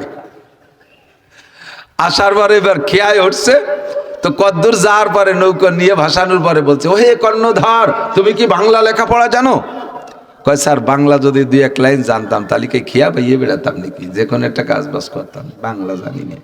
তাহলে তোমার জীবন চার আনাই মিছে, শুদ্ধ ভাষা তোমার জীবন চার আনাই মিছে। খেয়াল কয় জীবন ভরে খেয়া বললাম কেউ তো ইয়ে করলো না, এ কোন বেকায়দারটা উঠেছি নৌকায়। কদ্দূর যাওয়ার পর ওহে কর্ণধার তুমি কি অঙ্ক জানো? কয় স্যার অঙ্ক যদি একটু জানতাম, আমি এই 20-22 টাকা গুনতে পারি, এর চেয়ে বেশি কামাই হয় না, ওই চেয়ে উপরে গুনিও আমার লাভ নাই, অসুই নেই কোনোদিন। তাহলে তোমার জীবন আটা নাই মিশিয়ে। ও কয় জাল্লা এ কোন সর্বনাশের ফালাই বললাম, আগে চাইরে না ফিরে হাঁটা না, ওরে তো বেশিক্ষণ কেয়ার রাখতে পারে, আমরা শেষ করে দিবে না। কদ্দূর যে বলতো হে কর্ণধর তুমি কি ইংরেজি জানো? কয় স্যার আমার গোষ্ঠীতেও কেউ ইংরেজিতে আলিফও জানে না, এক অক্ষরও জানে না। আমরা যদি এই 3-4 পদের লেখাপড়া জানতাম তাহলে কি খেয়া বইয়ে বেড়াই নাকি, কত চাকরি বাকরি। এবার ভদ্রলোক বলতে তাহলে তোমার জীবন 12 আনাই মিশিয়ে, বাংলায় চাইরে না, অঙ্কে চাইরে না, ইংরেজিতে আর চাইরে না, তে চাইরে 12 আনা। এখনো চুপ করে রয়েছে, আল্লাহ কোনো মতে নামাতে পারিনি, গাছ চাইরে না আছে, ও তো ফিরে ধাক্কা মারে শেষ করে দিবে রে। এই কইতে কইতে মাঝ নদীতে যাইয়ে আকাশে তুমুল মেঘ আর ছাড়ছে ঝড়, ক্যাইসা ঢেউ। তো এতক্ষণ খরার মধ্যে দিয়ে বেয়ে বেড়াইছে, এখন যখন আকাশে মেঘ করছে একটু ঠান্ডা হয়েছে, খেয়ালা বইটিয়া ঢিল দিছে, আস্তে আস্তে যাই। এখন ভদ্রলোক আছে কর্ণধার তাড়াতাড়ি নৌকা বাও, আকাশে মেঘ করেছে। কয় তাতে অসুবিধে কি স্যার? কয় যে নৌকা ডুবে যাবে। কয় অসুবিধে কি, সাঁতার কেটে উপর চলে যাবো। কয় আমি তো সাঁতার কাটতে জানি না। যখন কইছে আমি সাঁতার কাটতে জানি না, খেয়াল আকার তোর জীবন 16 আনাই বেশি, তোর জীবন। আমার তো 4 আনা আছে, এই 4 আনা দিয়ে আমি সাঁতরাই উবার যাবো, তোর 12 আনা দিয়ে তুই উবার যেতে পারবে, তোর 16 আনাই বেশি। মরবি বানিতে চুবনি খাইয়া, তোর পেট কাকশগুনি খুঁচিয়ে খুঁচিয়ে খাবে, উবুত হয়ে থাকবি, কাকশগুনি তোর ভাষা খুঁচিয়ে খুঁচিয়ে খাবে, তুই উবার যেতে পারবি না, তোর জীবন 16 আনাই মিশে। কতক্ষণ IA pass, BA pass, MA pass, ডাক্তার, ইঞ্জিনিয়ার, এমপি, মন্ত্রী, ডিসি, এসপি, ওসি, টিওনো, দুনিয়ার সব সার্টিফিকেট অর্জন করেছো, 12 আনা পর্যন্ত গেছো, বাকি 4 আনা যে রয়েছে ওই 4 আনাই 16 আনা। সেই 4 আনা হলো কোরআন শিক্ষা। সেই 4 আনা কি? তুমি কি পাস? MA pass. কোরআন পড়তে পারো? কয় না, ধরছিলাম তা ছুটিয়ে গেছে। ছোটবেলা মক্তবেতে কোরআন শরীফ ধরছিল, ধরাই দেয় না, কয় না কোরআন শরীফ ধরছিলাম, পরে বাংলা ইংরেজি ভর্তি ভর্তি তা ছুটিয়ে গেছে। তোমার জীবন 16 আনাই মিশে। ফাসাউফা তারা ইযান কাশাফাল গুবারো আফারাসুন তাহতা রিজলিকা আম হিমারো। আরে অন্ধকার কেটে গেলে বুঝবা, অন্ধকার একদিন কাটবে। মর্দমারা সরবসরদার খাবেদা গাছতে বেদারা কেউ রফত আজ জাহা। দুনিয়ায় যতক্ষণ আছেন অতক্ষণ ঘুমিয়ে আছেন, আমার দিক দুনিয়ায় যতক্ষণ আছেন অতক্ষণ ঘুমিয়ে আছেন। ঘুমন্ত মানুষ যেমন কিছুই দেখে না, আপনিও তেমন কিছুই দেখছেন না। চক্ষু বন্ধ করে কবরে যাওয়ার পরে আপনার চোখ খুলে যাবে, সজাগ হয়ে যাবেন। মুনকার নাকিরও দেখবেন, কিরামান কাতিবিন দেখবেন, জান্নাতও দেখবেন, জাহান্নামও দেখবেন। ওই দিন দেখে চিৎকার মারিয়ে কাজ হবে না। কবর যেয়ে বলবেন রব্বানা আখরিজনা মিনহা, আল্লাহ আরেকটা বারে কবর থেকে বের করে দাও। আল্লাহ বলবেন কেন বের করে দিলে কি করবি? কয় না আমালু কুন্না গায়রাল্লাযী কুন্না নামাল, ওই আমলগুলো করব যেগুলো কোনোদিন করি নাই। কোরআন পড়তে বলা হয়েছিল, পড়ি নাই, পড়ে আসবো। হাদিস শুনতে বলা হয়েছে, শুনি নাই, শুনে আসবো। নামাজ পড়তে বলা হয় নাই, পড়ে আসবো। যত আমল ত্রুটি হয়েছে সব ঠিক করে আসবো। রব্বানা আখরিজনা মিনহা, একটা বার বের করে দাও। আল্লাহ বলবেন ইকসাউ ফিহা ওয়ালা তুকাল্লিমুন, এই জায়গা পড়ে থাকবি, আমার সাথে মর্মে কোনো কথাই বলবি না। এমন কোন সিস্টেম আমার হাতে আমি রাখি নাই। একবার মরার পরে আবার তাকে দুনিয়ায় ফিরেই দেওয়া হবে, এরকম কোনো ব্যবস্থা আমি রাখি নাই। এইটাই তোমার আখিরাতের জিন্দেগি, চলতে থাকবে। যাহা করেছো তাহাই তোমার ফল পাইবা। আলাম ইয়াতিকুম নাজির, তোমাদের কাছে কি আমার পক্ষ থেকে বক্তারা যায় নাই? নাজির মানে ভীতি প্রদর্শক। আমার পক্ষ থেকে কি উলামায়ে কিরাম তোমাদেরকে এইগুলো বলে নাই?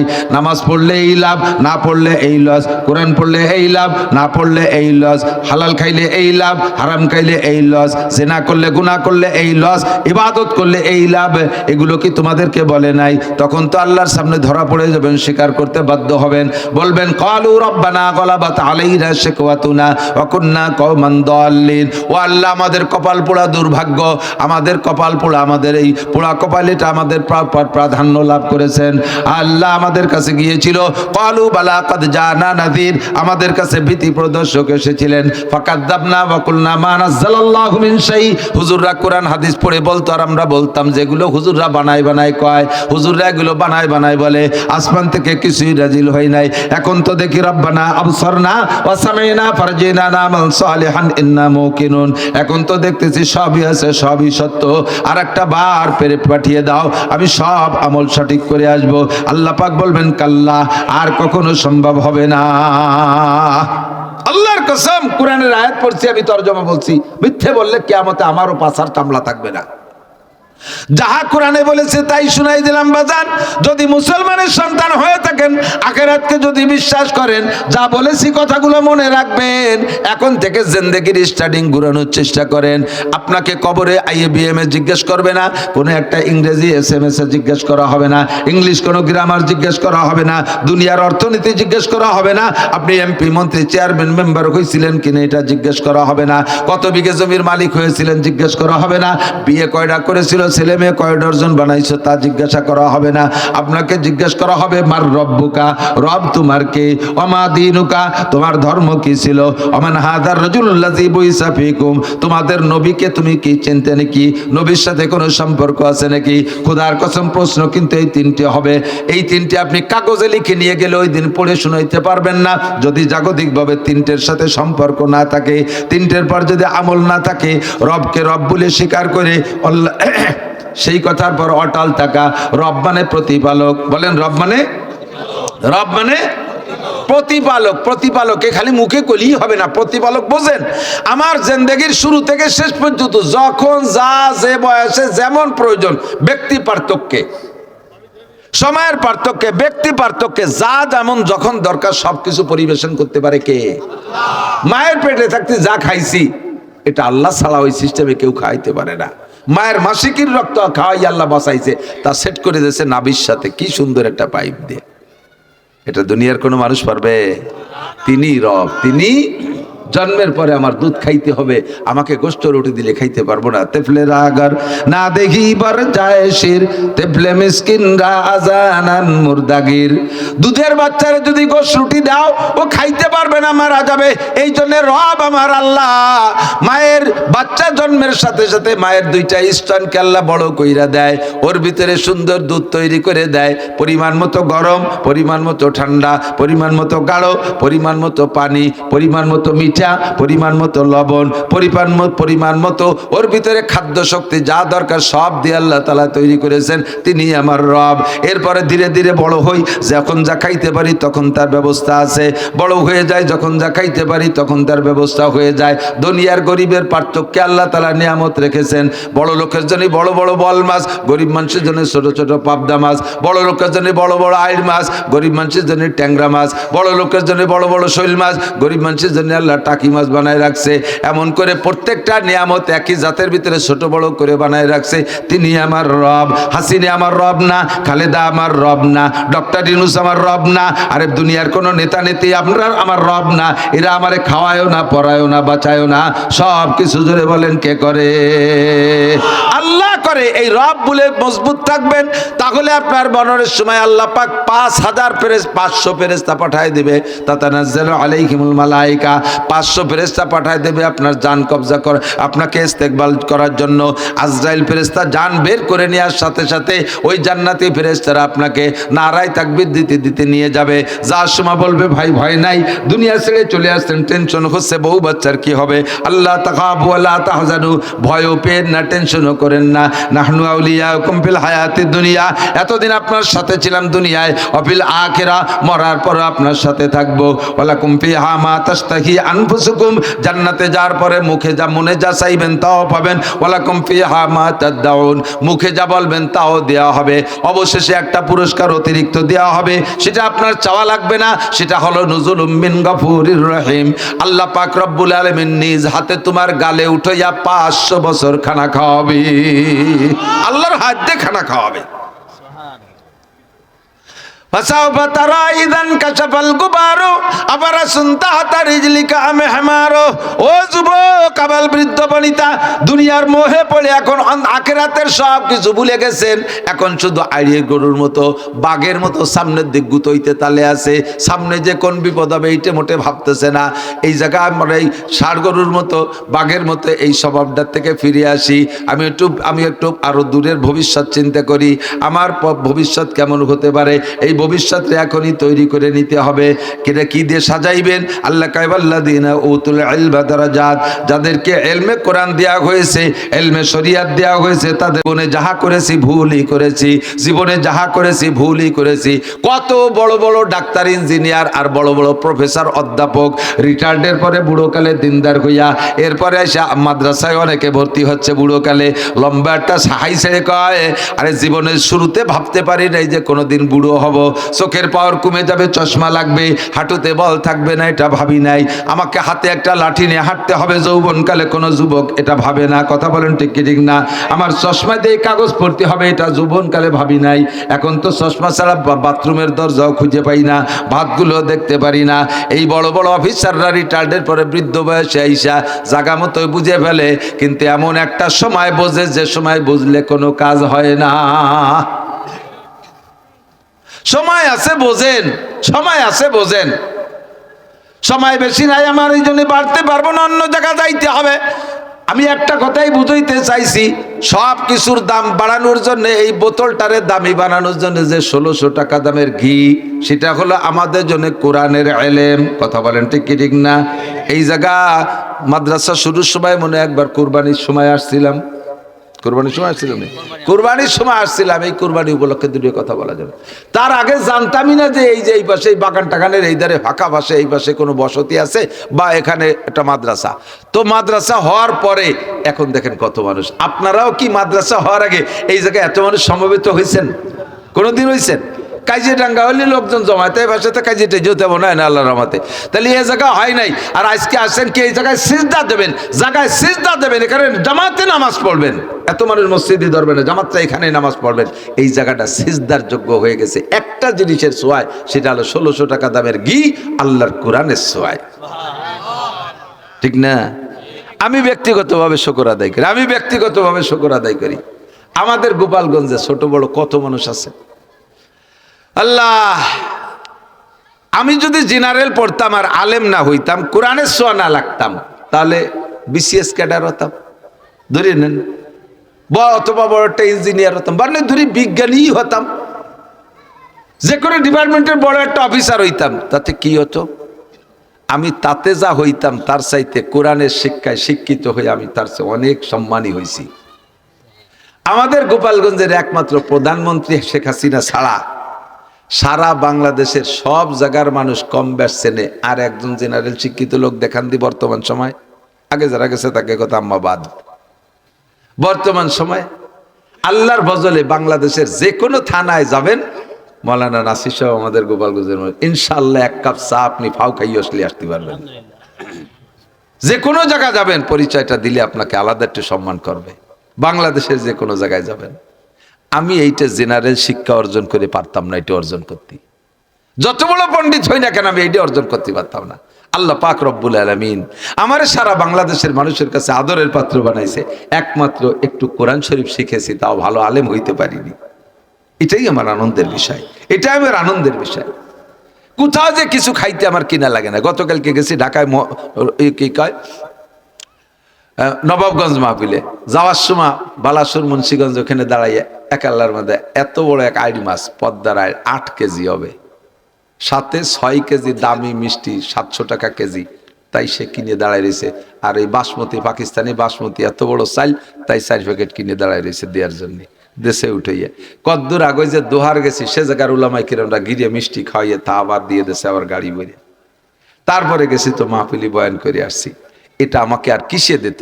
আমি আইএ, বিএমএ, বিসিএস পাস করতাম, যত বড় অফিসার হতাম, এই অর্জন আমার ছিল না।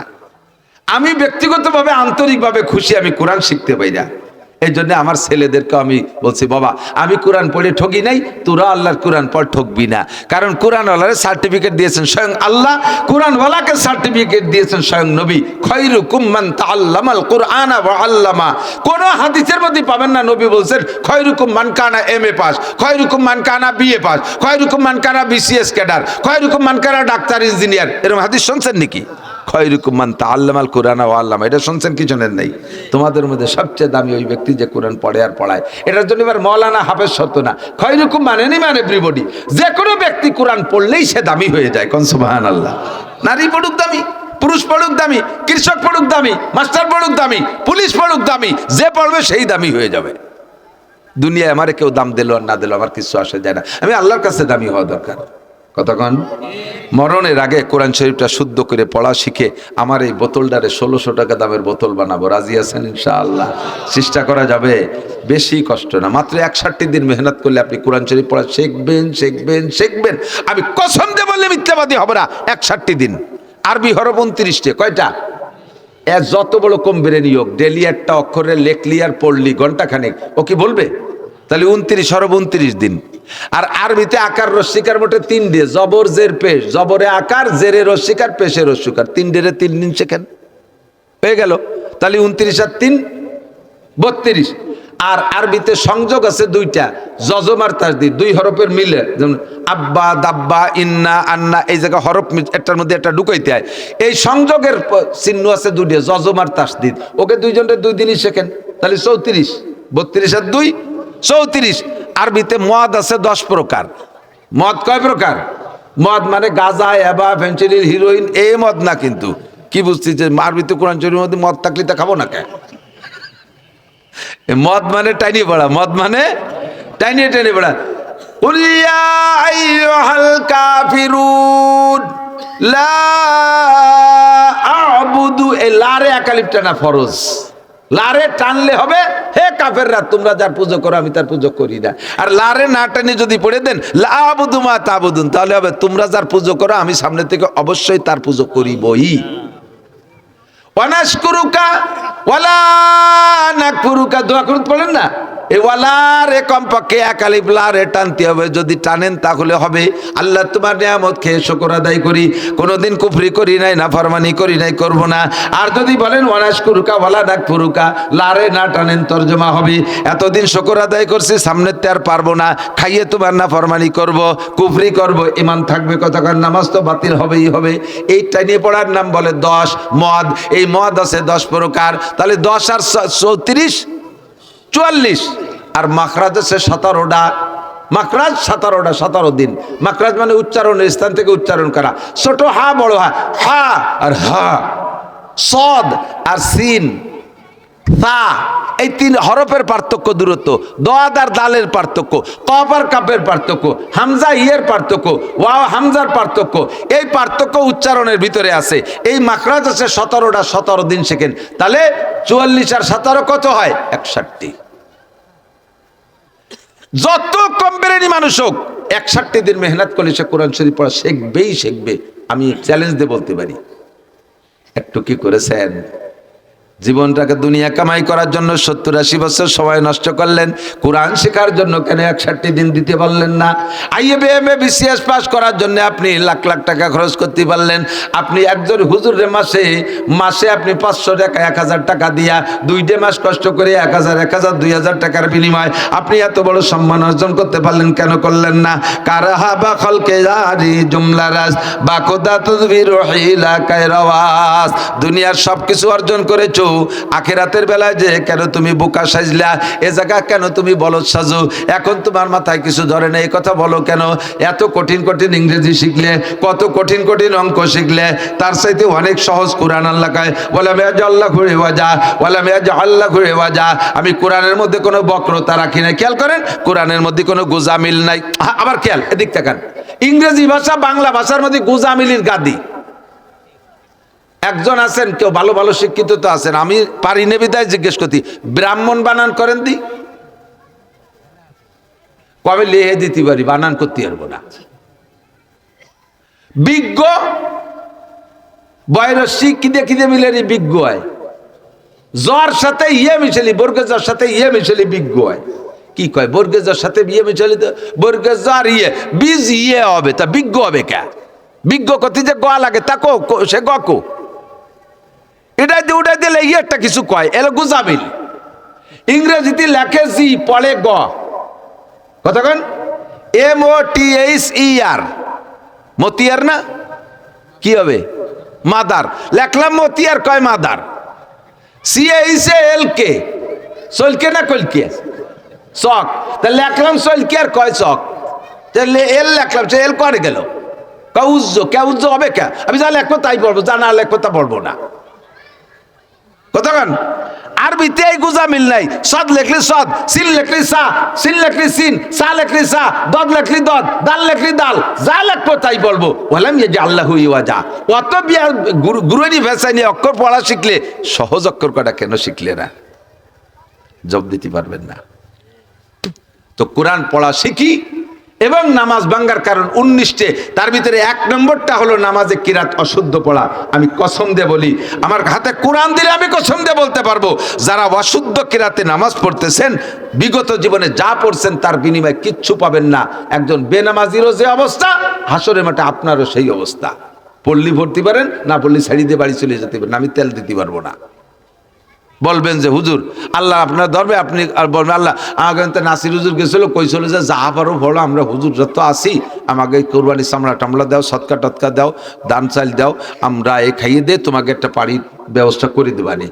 আমি এই কন্ট্যাক্ট নিতে পারবো না। অশুদ্ধ কিরাতে নামাজ পড়ছেন, বাতিল বাতিল বাতিল। ফামান সাফাল ইউমিন ওমান সাফাল ইয়াকফুর, মনে চাইলে কথা মানেন, না মানে চাইলে না মানে বেড়ান। আমিও জায়গা থেকে ফিরে আসতে পারবো না। অশুদ্ধ কিরাতে নামাজ পড়ছেন, নারী আর পুরুষ সকলের নামাজ বাতিল। শুদ্ধ করার জন্য নামেন। আজকে চেষ্টা করতে প্রতিজ্ঞা করেন, রাতারাত মরে যাবেন। এখনই প্রতিজ্ঞা করছেন, কালকে থেকে তাহলে কায়দা কিনে মক্তবে ভর্তি হবই, মরার আগে কোরআন শরীফ শুদ্ধ করে পড়া শিখবো। এই জায়গাতে নিয়ত করে বাড়ি যান, ফজরের আগে মরে গেছেন, পিছনের সমস্ত ভুল নামাজকে আল্লাহ শুদ্ধ করে দেবে। কিন্তু সিটারি বাটপাড়ি কিন বানিয়ে দেই, রোজার মাসে শুরু হওয়ার বাড়ি, তারপরে দেই মাসে তো আলো না দেয়, সামনে রোজাইতে দরবানি আর কাছাই দিয়ে আইটিয়ে গুটিয়ে দোলাইয়ের অভাব হবে না। পাশায় সালা বাঁধতে যাইয়েন, পিটি শস্যের তেল মাহাজেন, বাড়ি যাতে স্লিপ করে চলে যায়। রেডি হন মিয়া, হ্যাঁ সেগুলোই দিয়েন না, কাজে লাগান। তা আপনাদের এই জায়গাটা দামি হয়েছে, এই জায়গার এই বোতলের মধ্যে কি ঢুকছে? ঘি। 1600 টাকা দামের ঘি। কোরআন ঢুকে দামি বানাইছে এই মাদ্রাসা। কয় যে এই যেটা কাগড়াবাড়ি মাদ্রাসা, ওই যেটা কাগড়াবাড়ি মাদ্রাসা, এত কাগড়া কত বাড়ি হবো আমরা? ওই যে কামারোল মাদ্রাসা, ওই জায়গা তিলছাড়া মাদ্রাসা, তারপরে তিলছাড়া ওখানে মহিলা মাদ্রাসা শরীফুলের আর একটা, এরপরে আবার গোনা পরানপুর মাদ্রাসা, এত মাদ্রাসা কি করব? কয় জায়গা দেব? বেশি দরকার নেই, এটা অনেক বড় দরকার নেই। আমাদের এ পাশে তারাইল ফকরুল মাদ্রাসা বড় মাদ্রাসা আছে, বাস ওইটাই যথেষ্ট। আমার হুজুর মৌলানা নুরুল হক সাহেব তারাইল ওই সরের ফাঁকা জায়গা আর একটা করতেছে মাদ্রাসা। এ বড় বড় মাদ্রাসা, আমার সুলতান শাহী ঘোড়াদাড়ি মাদ্রাসা আছে, এরকম বড় বড় মাদ্রাসা যা আছে থাক, ফাঁকে এইগুলো আমরা কমপক্ষে হেফজোখানা কিরাতখানা কেন খুলবো? আপনি একজন মানুষ যখন মৃত্যুসজ্জায় শায়িত হয়, তার মাথার কাছে বসে কেউ কোরআন শরীফ পড়লে তার ইমানই মরণ নসিব হয়। আমার মা মারা গেছে এই গত শনিবারের আগের শনিবারে। আমার মায়ের মাথার কাছে আমি সকালবেলা বসে সূরা ইয়াসিন পড়তে শুরু করছি। আমার ছেলে হাফেজ মেসবাহ পড়া শুরু করছে, আমার বড় বোন সেও পড়া শুরু করছে। আমার চোখের সামনে মাকে দেখতেছে, আস্তে আস্তে পায়ের দিক থেকে মা নিস্তেজ হয়ে আসতেছে, দেখতেছি। এর ভিতরে আমার মা কলেমা পড়াই রয়েছে, এরপরে আর কথা কই নেই। আমার মা কলেমা পড়ে টড়িয়ে অনায়াসে চোখের সামনে চলে গেল। মা যে মারা গেছে একটু টের পেলাম না। নাকটা বাঁকালো না, চোখটা কাঁপলো না, ঠোঁটটা বাঁকালো না, কোনো নাড়াচাড়া নাই, অনায়াসে ঘুমিয়ে গেল আমার মা। আমি বিশ্বাস করি সূরা ইয়াসিন আমার মায়ের সন্তানরা আমরা পড়তেছিলাম, এই রহমতে আল্লাহ তাআলা আমার মাকে আসানের সাথে মৃত্যু দান করেছে। তা আপনার মা, আপনার মৃত্যুর সময় আপনার পাশে কোরআন শরীফ পড়বে, আপনার ছেলে মেয়েরা কারা কারা পারে? কন্দি কয় বাড়ির ছেলে মেয়েরা পারে? কয় বাড়ির ছেলে মেয়েরা? খুব কম বাড়ি পারে, 2 একজন পারে। আমার পরিবারের ভিতরে আল্লাহর রহমতে আমার শুধু একটা পুতা আছে 2 বছর বয়স, ও ছাড়া আমার ফ্যামিলি সব কোরআন শরীফ পড়তে পারে। তার ভিতরে আমার 5টা ছেলে মেয়ে হাফেজি কোরআন, আলেম হয়ে যাচ্ছে। এবারে থেকে এক একটা করে হয়ে যাবে ইনশাআল্লাহ। 5 ছেলে 2 মেয়ে, তার ভিতরে 4 ছেলে 1 মেয়ে হাফেজ হয়ে গেছে। আমরা এই কোরআন শরীফ পাবো বলে আশা আছে। আপনার পাশে কে পড়বে? যদি কেউ না পান, কমপক্ষে মাদ্রাসার ছাত্রদের ডাক দিলি পারা তারা যে পড়বে। এখন আপনার মাদ্রাসা যদি হয় শুধু ফুকরো মাদ্রাসা, আর এই জায়গা বুড়ো মরে মরে বাপ ছেলেসা শুরু হয়ে গেছে, ফুকরো ব্যানে যাবেন বা ফোনই করলেন, হুজুর 5টা ছেলে পাঠায় দেন, হুজুর পাঠায় দিছে গোপালপুর মোড়ে আসতে আসতে ওই জায়গাতে এনতে ফোন দেয়, ও হুজুর তোমরা আইছো না, আমার আব্বার মরা হয়ে গেছে, তোমরা আইছো না, আমার আব্বার মরা হয়ে গেছে। তাহলে মরার সময় কলেমা শুনি মরে নাই, কি বলে কোরআন শুনিয়ে মরে নাই। এই আসানি মরণ আর কোরআন শুনে মরা যদি চান, তাহলে এই মাদ্রাসার যদি এখানে একটা মাদ্রাসা হয়, এই মাদ্রাসার যদি হাফেজ ছাত্ররা পড়ে, আপনার বাড়ির পাশে আসতে আসতেই তো হুজুরে ফোন দিলি পারা 2-1 মিনিটের মধ্যে ইনশাল্লাহ চলে যেতে পারবে। অত দূরের থেকে আনার চাইতে কাছের থেকে যাওয়াটা তো সহজ হবে। পাশে বসে কোরআন শরীফ পড়বে, কোরআন শুনতে শুনতে মরতে পারবেন। আল্লাহ তাআলা তৌফিক দান করে, বলেন আমিন। প্রতিষ্ঠানের পাশে থাকবেন। আমরা যতদিন দুনিয়ায় ইবাদত বন্দেগী করি, ততদিন কিন্তু ইবাদতের বিনিময়ে আল্লাহ খাওয়ায়। একটু শোনেন, এদিক থেকে। যে ব্যক্তি 5 ওয়াক্ত নামাজ পড়ে, কয়টা পুরস্কার শুনছেন? 5টা। কয়টা? তার ভিতরে 1 নম্বরটা কোন দিকে? দুনিয়ায় রিজিকের অভাব থাকে না, তাহলে নামাজের বিনিময়ে 5টার একটা হলো রুজি। তাহলে আমরা যে খাই দাই কিসের বদলতে? ইবাদতের বদলতে। তাহলে ইবাদতের একটা অংশ আমরা দুনিয়ায় খেয়ে ফেলতেছি। রোজা রাখলে আল্লাহ তাআলা আখিরাতে বিশাল দেবেন, কিন্তু তার একটা প্রতিদান রোজাদারের আল্লাহ তাআলা রমজানের রুজির বরকত বাড়ায় দেয়। এমনি সময় যা খান, রমজানে কম খান না বেশি খান? ইফতারির সময় কয় গুণ বেশি খান? অনেক খান না? তাহলে এটা রমজানের বদৌলতে। তা রোজা রাখছি তাই আল্লাহ তাআলা খাওয়াচ্ছে, নামাজ পড়ছি তাই আল্লাহ খাওয়াচ্ছে। হজ করলে হাজিদের আখিরাতে জান্নাত দেবেন। তার একটা আরেকটা দুনিয়া হলো, কোন হাজিকে হজের পরে আল্লাহ মরণকাল পর্যন্ত অভাব দেয় না। হাজিকে আল্লাহ তাআলা রুজির বরকত দেয়। তাহলে হজ করছি, তার একটা অংশ দুনিয়া খেয়ে শেষ করতেছি। এখন ইবাদত যা করতেছি তার বিনিময়ে আমরা মুসলমানরা খাচ্ছি। মরার পরে তার ইবাদত করতে পারবো না, কিন্তু খাওয়া তো কবরে যে লাগবে, প্রয়োজন তো কবরে যে রয়েছে। নেকির আসল প্রয়োজন কোথায়? কবরের তো শুরু হলো না। ওই সময় যাওয়ার পরে সে নেকির ইনকামের দরজা সব বন্ধ। এখন কি উপায়? যা দুনিয়ায় করছিলাম তা তো খাইয়ে আসলাম, আরে কবরে যাওয়ার পরে যে নেকির দরকার তা পাবো কোন জায়গা? একজন লোক চাকরি করে, 30,000 টাকা বেতন পায়। যতদিন সরকারি চাকরি করছে 30,000 করে পাইছে। যখন রিটায়ার্ড হয়ে গেছে, সরকারও জানে ওর এনার্জি সব আমরা খাইয়ে ফেলাইছি, বুড়োকালে একটা বাঁকড়াই মাল বাড়ি ফাটাই দিচ্ছে, ও যাই কি রেখাবে। এই জন্য গুছাই গেছে, 1,50,000 টাকা দিয়েছে, দুদু তুমি এই কয়টা নিয়ে বাড়ি দিয়ে 2 মুছে খাইও, যাও যা পারো করিও। যদি সচেতন হয় তাহলে কি করে? 25 লাখ টাকা দিয়ে শহরতলিতে একটু জায়গা রাখে 3 শতাংশ, আর 25 লাখ টাকা দিয়ে বিল্ডিং তো হবে না, 3 শেড একটা ওয়াল করে ঘর বানায় 3 ইউনিট, যাতে 3টে ফ্যামিলিরে ভাড়া দেওয়া যায়। 3 ফ্যামিলিরে ভাড়া দিলে 3×10 30,000 টাকা আসবে। এই 30,000 টাকা দিয়ে বুড়ো বুড়ো মরণকাল পর্যন্ত 2 মুছে খাতি পারবে। ছেলেকে কাছে মুনাজাত পেতে বুঝে তা লাগবে না। ছেলেরা কি ডাকো আনে গেল, ও খবর নেওয়ার দরকার নেই, এখান থেকে যা আসবে। এটা হলো সচেতন মানুষ। কথা বলেন না কেন? তো তেমনই নবী পাক বলেন, মানুষ যতদিন বেঁচে আছেন ততদিন আপনার ইবাদতের বিনিময়ে আপনি খাচ্ছেন।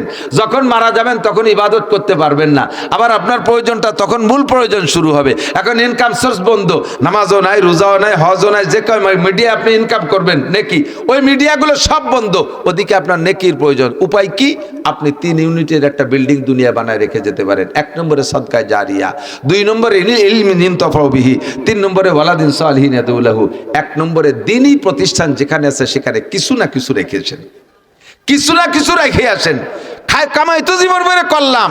একজন মানুষকে এই জায়গা অডিট করলে আমি কসম দিয়ে বলতে পারবো ইনশাল্লাহ, একজন মানুষের জীবনের অডিট, আপনার ইনকামের অডিট করলে আপনি সুষ্ঠু জবাব দিতে পারবেন না যে সারা জীবনে কয় টাকা কামাই করছেন। কেউ কি করতে পারবেন? পারবেন না, কেউ পারবেন না। কত কায়দায় কতভাবে কামাই করছেন আর খরচ করছেন, একজন মানুষ আমার ইনকামের অডিট করলে আমরা কেউ জবাব দিতে পারবো না। এটা পারলাম না, খরচ কিভাবে করছি তা কি বলতে পারবো? তাও পারবো না। 3 নম্বরে যে যা কামাই করছেন সব টাকা কি বাড়ি আছে? আছে? যদি কেউ কেন যে জি হুজুর আমার টাকা সব বাড়ি আছে, তাহলে বুঝবো যে আপনি আন্তর্জাতিক খ্যাতি সম্পন্ন কিরপিন। জীবনেও কোনোদিন এই কামাইয়ের রুজিরে জিব্বেরে কিছু দেন নাই। তাহলে জীবনে যা কামাই করলাম তার হিসাব নাই, যা খরচ করলাম তার হিসাব নাই, যা কামাই করেছি তা বাড়ি নাই, আর সামনে যা কামাই করব তাও থাকবে না, এর মধ্যে কোনো সন্দেহ নাই। কথা কোন ঠিক না? তাহলে এখন যা করছি, কত জায়গা কতভাবে খরচ করছি, আমার সদকায় জারিয়া ফার্স্ট ইউনিটের জন্য আমি কি খরচ করছি। আল্লাহ কয় মা তুকাদ্দিমু লিআনফুসিকুম মিন খায়রিন তাজিদু ইনদাল্লাহ, আমারে কয়টা টাকা দেও বান্দা, দেও আমারে কয়টা। ওয়া আম্মা সাইলা ফালা তানহার, চাইলে কেউ চাইলে তারে তুমি ধমক দিয়ে তাড়াই দিও না। আমি চাইতেছি, এখানে আমি চাইতেছি। আমার কোরআনের গড্ডা দেখো কি অবস্থায়, ভিতরে যে বাথরুমে গেছি, বাথরুমটা যার যোগ্য না। আপনাদের মাদ্রাসা আমরা উলামায়ে কেরামরা আসবো, যদি ওর ভিতরে অত অমন অযোগ্য থাকে তাহলে কিভাবে আসবো যাবো? কারণ আমরা বক্তারা একটু ডিলেই হয়ে যাই, সফর করতে করতে, ঘুম কামাই করতে করতে, খাওয়া দাওয়া ঠিক নাই, আমরা ঢিলে হয়ে যাই। তখন ঘন ঘন পেশাব আসে, বাথরুম বারবার আসে, ওয়া নিয়ম। বাথরুমে যদি এখন বদনা নিয়ে বাগানে পাঠাই দেন, হুজুরে আনো বানাই পারেন না, আপনি বদনা নিয়ে বাগানে যান, এ কি হবে? আমাদের যাওয়া তো সম্ভব। অথবা হুজুর আসেন আমাকে বাড়ি, বাড়ি ঢুকে গেলে আপনার বাড়ি কয় যে হুজুর দাঁড়ান, 3 বিটি দাঁড়ান রয়েছে সিরিয়ালে, আপনি 4 নম্বর। যে বিটিকের সাথে সিরিয়াল দিয়ে কি সম্ভব নাকি? তো এই অপমানিক কারবারের দরকার নাই। এই বাথরুমটাও করবো, বিল্ডিং এর যে ভাঙাচুরা হালাত আছে এটা আমরা সারি ফেলবো। এই মাদ্রাসা আরো বড় একটা বিল্ডিংও করতে হবে। আমরা এই জায়গা সদকায় জারি 1 নম্বর ইউনিট, 2 নম্বরে ইলমি ইনতাফাউ বিহি, নিজে কিছু যা জানি আর একজনের শিখে যাব। 3 নম্বরে ওয়ালাদিন সালিহিন, নেক সন্তান। কমপক্ষে আমার একটা সন্তান আমার জানাজার ইমামতি করতে পারে। খেয়াল করেন, আমার একটা সন্তান আমার জানাজার ইমামতি করতে পারে। আমি বাড়াইতে মৌলবীর জানাজা নেব না। বাড়াইতে মৌলবী পর্যন্ত মসজিদের ইমাম আপনার জানাজা করবে, তার কি আপনার প্রতি একটু মায়া আছে? আরো যদি আপনি তার ছুটির দিন মরেন, যেদিন চাই ছুটি পাইছে সেই দিন আপনি মরছেন, তার কিরম ঠেক কোন দিদি? এই 3-3টে মাস বাড়ি যায়নি, আজ বাড়ি যাবো, বুড়ো শয়তান বাইছে, তেও জ্বালাইছে, মরিও জ্বালালো, মরতি সময় বলো না, আমি বাড়ি যাওয়ার পরে মরতো। এই রাগারাগি, কিন্তু মরণ তো তার টাইম মতোই আইছে। আর আপনার জানাজা তাহলে বলেন সেই এই রাগের মধ্যে কিভাবে কোন মন নিয়ে করবে? ভালো মন নিয়ে করবে? তা আপনার ছেলে যদি আপনার জানাজার ইমামতি করে, তাহলে তার বিমান ফ্লাইটও যদি মিস করতে, তাও মিস করবে, ঠিক কিনা? আর বাড়াইতে মৌলবী জানাজা নিয়ে দাঁড়াইছে, তকবির 3টে দেশে, এর মধ্যে গাড়িতে হরেন দেশে, আসলে ট্রাকে হরেন দেশে, বাস আছে নাই, উনি মনে হচ্ছে বাস আইছে। তকবির 3টের পরে আসসালামু আলাইকুম রহমতুল্লাহ, সালাম আলাইকুম রহমতুল্লাহ। হুজুর তকবির 3টে হয়েছে, কয় তোর আর একটা দিয়ে এলো, আমার বাস ছাড়িয়ে দিল। পরের বাপের জানাজা তকবির একটাও নালি হুজুরের কি হয়েছে? কিন্তু আমার বাপের জানাজা কি আমি এক তকবিরে কম দেব? আমার মা মারা গেছে, আমার বড় ভাই হাফেজ মৌলানা আব্দুল হাই জানাজা করেছে। আমি যদি এখন মারা যাই, তাহলে আমার ছেলে মিসবাহ আকমাল আজিজুল হকেরা যারা যে কেউ করবে, আমার ছেলেরা সবাই হাফেজ আলেম আলহামদুলিল্লাহ। মনে মনের মধ্যে বড় একটা সাহস আছে। আমার মা মারা গেছে, আমরা 4 ভাই হাফেজ মৌলানা, আমরাও কাঁধে করছি, আমাদের ছেলেরা সব হাফেজ। আমার এই মূর্খ মারে এক জাক আলেমে কাঁধে করে নিয়ে কবরে রাখছে। আপনার মারা যাওয়ার পরে আপনারে কে নেবে? আপনার বিড়ি খাওয়া ছেলে, আপনার সিগারেট খাওয়া ছেলে, আপনার পাশাবের করা প্যান্ট পরা ছেলে, আপনার দাড়ি কাটা ছেলে, আপনার ঘুষ খাওয়া ছেলে, সে যারাই নেলো একসাথে দেওয়া। হুজুর তো সব কয়জন হয় না, কমপক্ষে জানাজার ইমামতিটা করার জন্য একটা ইমাম বানান, ঠকবে না। আমি তো আগেই বলে দিচ্ছি আমার ব্যক্তিগত ব্যাপারটা শুকর আদায় করণার্থে, যে আমি IABMA BCS পাস করলেও ওই সম্মান বাংলাদেশে অর্জন করতে পারতাম না যে সম্মান আমি কোরআনের মাধ্যমে অর্জন করেছি। আপনিও একটা মেধাবী ছেলে, ভালো ছেলেটাকে মাদ্রাসায় দেন, ইনশাল্লাহ দেশজয়ী আলেম হবে, বিশ্ববিখ্যাত হবে, তার দ্বারা হাজারো মানুষ হিদায়াত পাবে, আর এই নেকি আপনি কবরে শুয়ে শুয়ে পাইতে থাকবেন। তাহলে অল্পক্ষণের ভিতরে আমার সময় বেশি হয়ে গেছে, 7:30 পর্যন্ত থাকবো ভাবছি, তারপরে 8:45 বেশি হয়ে যাচ্ছে নাকি কওয়া যায় না। এখন আমার দূরে যেতে হবে। অল্পক্ষণের ভিতরে আপনাদের মাদ্রাসারে বাকি কাজটুক করানোর জন্য 2000, 5000, 10,000 আমি কোনো অঙ্ক বলবো না। মোহাব্বতের সাথে কোনো এক আল্লাহর বান্দা বলেন, যার যে পরিমাণ সম্ভব, একজন মানুষ সর্বপ্রথম বলবেন আমি 10,000, 20,000 টাকা দেবো এই মাদ্রাসার কাজের জন্য, আমি 10,000, 20,000 টাকা দেবো, আমি তার জন্য প্রাণ খুলে দোয়া করব।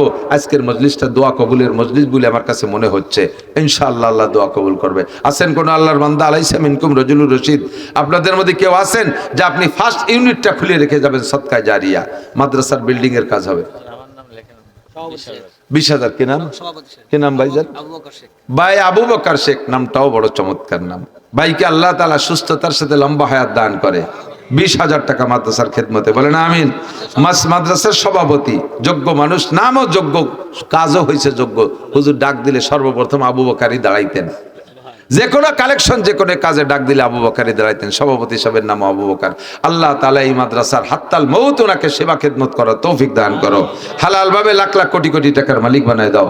সপরিবারে বারবার হজ উমরা করার তৌফিক দান করো। সন্তানদেরকে নেককার দিনদার উচ্চ শিক্ষায় শিক্ষিত করে দাও। সবাই বলেন আমিন। যত মানুষ ওনার বংশের কবরে চলে গেছে, সমস্ত মরহুম মুর্দা গানদেরকে মাফ করে দাও। যাবেন না? কেউ যাবেন না? হাঁটা দিলে 1, 2, 4 জনের হাঁটা দেখে আরো হাঁটবে, তাতে পরিবেশটা নষ্ট হবে। এ এতে যেটুক লস হবে আপনাদের আমল নামায় সেই লসের গুণাটা জমা হবে। এতক্ষণ যা কামাই করছেন লাভের চাইতে লস হবে, 3 টাকা কামাইরে 1400 খরচ হয়ে যাচ্ছে। মাত্র 2-3 মিনিট, আমি আপনাদের চাইতে বেশি ব্যস্ত। আসেন করে আল্লাহর বান্দা 10,000 টাকা, 5,000 টাকা, 10,000, 5,000 দেনেওয়ালা, 10,000, 5,000 দেনেওয়ালা কোন আল্লাহর বান্দা রজুলের রশিদ আছেন? কার টাকা আল্লাহ কবুল করে? আপনার টাকা যদি হালাল হয় তাহলে ইনশাল্লাহ আল্লাহর কোরআনের ঘরে যাবেই। আর টাকার মধ্যে যদি কোনো ঝামেলা থাকে তাহলে কোনো মতো কিচ্ছা করে নিতে পারবো না। আর যদি না দেন তাহলে বুঝবো যে ফিরাইটার মধ্যে ঝামেলা আছে বলে দিচ্ছেন না। মনে হয় সবাই টার মধ্যে ঝামেলা আছে, দিচ্ছে না কিছু। ফরাদ মোল্লার 5 টাকা পাক পাইছি আলহামদুলিল্লাহ। হ্যাঁ, জমিদাতা ফরাদ মোল্লা 5,000, বলেন আলহামদুলিল্লাহ। আল্লাহ হায়াতে তুমি বাড়াই দাও। 5, ওই যে ভাই 5,000 দেখেন, কি নাম? বাবলু শেখ 5,000, বলেন আলহামদুলিল্লাহ। সেক্রেটারি সাহেব 5,000, আল্লাহ দান কবুল করেন, রেখায়াত দারাজ করেন, হালাল ভাবে লাখ লাখ কোটি কোটি টাকার মালিক বানায় দেন, সপরিবারে মক্কা মদিনা জিয়ারত নসিব করেন, মরহুম মুর্দাগানদেরকে মাফ করে দেন, সবাই বলেন আমিন। আছেন আর কোন আল্লাহর বান্দা? 2,000, 1,000, 5,000, 2,000, 1,000। হ্যাঁ, মিন্টু মোল্লা 2,000 টাকা। কত? হ্যাঁ, আর ওই পিছনে জুয়েল 1,000, 5,000। জুয়েল শিখদের শেখ, জুয়েল শেখ 5,000, আল্লাহ দান কবুল করেন, নেক হায়াত দারাজ করেন, যুবক মানুষকে আল্লাহ তাআলা দিনদার পরহেজগার বানায় দেন, হযরত হাসান হুসাইনের সাথে জান্নাতি করে দেন। কি নাম? শাহাদত হোসেন সাহেব 1,000, আল্লাহ দান কবুল করেন, নেক হায়াত। একটু তাড়াতাড়ি বলেন, আমি একটু ব্যস্ত আছি, একটু তাড়াতাড়ি বলেন। দেবেন, অনেকেই দেবেন, সবাই নিয়ে কালেকশন করলে অনেক হবে, আমি পারতেছি না। কামরুল শেখ 1,000, আল্লাহ দান কবুল করেন। কি নাম? হ্যাঁ, রমজান শেখ 1,000, আল্লাহ দান কবুল করেন, মাশাআল্লাহ আলহামদুলিল্লাহ।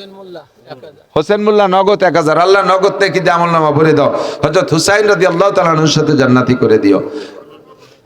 ওই যে নগদই রেডি করে ফেলেছে জনাব আবু হানিফ মুন্সি, 2,000 টাকা নগদ, আল্লাহ দান কবুল করেন, নেক হায়াত দারাজ করেন। এই টাকাগুলো আছে নাকি আপনাদের কাছে?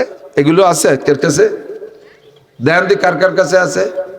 একটু বের করে দেখান, না দিলে আমি তোর কাহিনী নিতে পারতেছি না। দেখা যাবার বাকি তুই দেন, এই জানছি দেবো না, খালি এই কলি হচ্ছে। এই যে চলে এসে বড় বড় টাকা আলহামদুলিল্লাহ। আসেন আসেন, 1,000, 2,000, 5,000 লেখানো এখন না দিলে বাকি যদি দেন পরে দেন তাহলে লেখায় দেন, আর এখন যা নগদে থাকলে সেটা নিয়ে আসেন ইনশাআল্লাহ। রমজান কামরুল নগদ দিয়ে দিছে। ফখরুল আলম 1,000 টাকা, আল্লাহ দান কবুল করেন, হায়াতে তওবা বাড়ায় দেন, সুস্থতার সাথে লম্বা হায়াত দেন, মক্কা মদিনা জিয়ারত নসিব করেন। আর কেউ আছেন? 1,000, 2,000, 1,000, 2,000 একটু বলেন। আব্দুল খালেক কত? 1,000। কি নাম? মাহবুব শেখ। আব্দুল খালেক 1,000, মাহবুব শেখ 1,000, আল্লাহ দান কবুল করেন। এবার সে কে বললেন যেন? ইমাদ মোল্লা। কত? ইবাদ মোল্লা 2,000। আপনার নাম?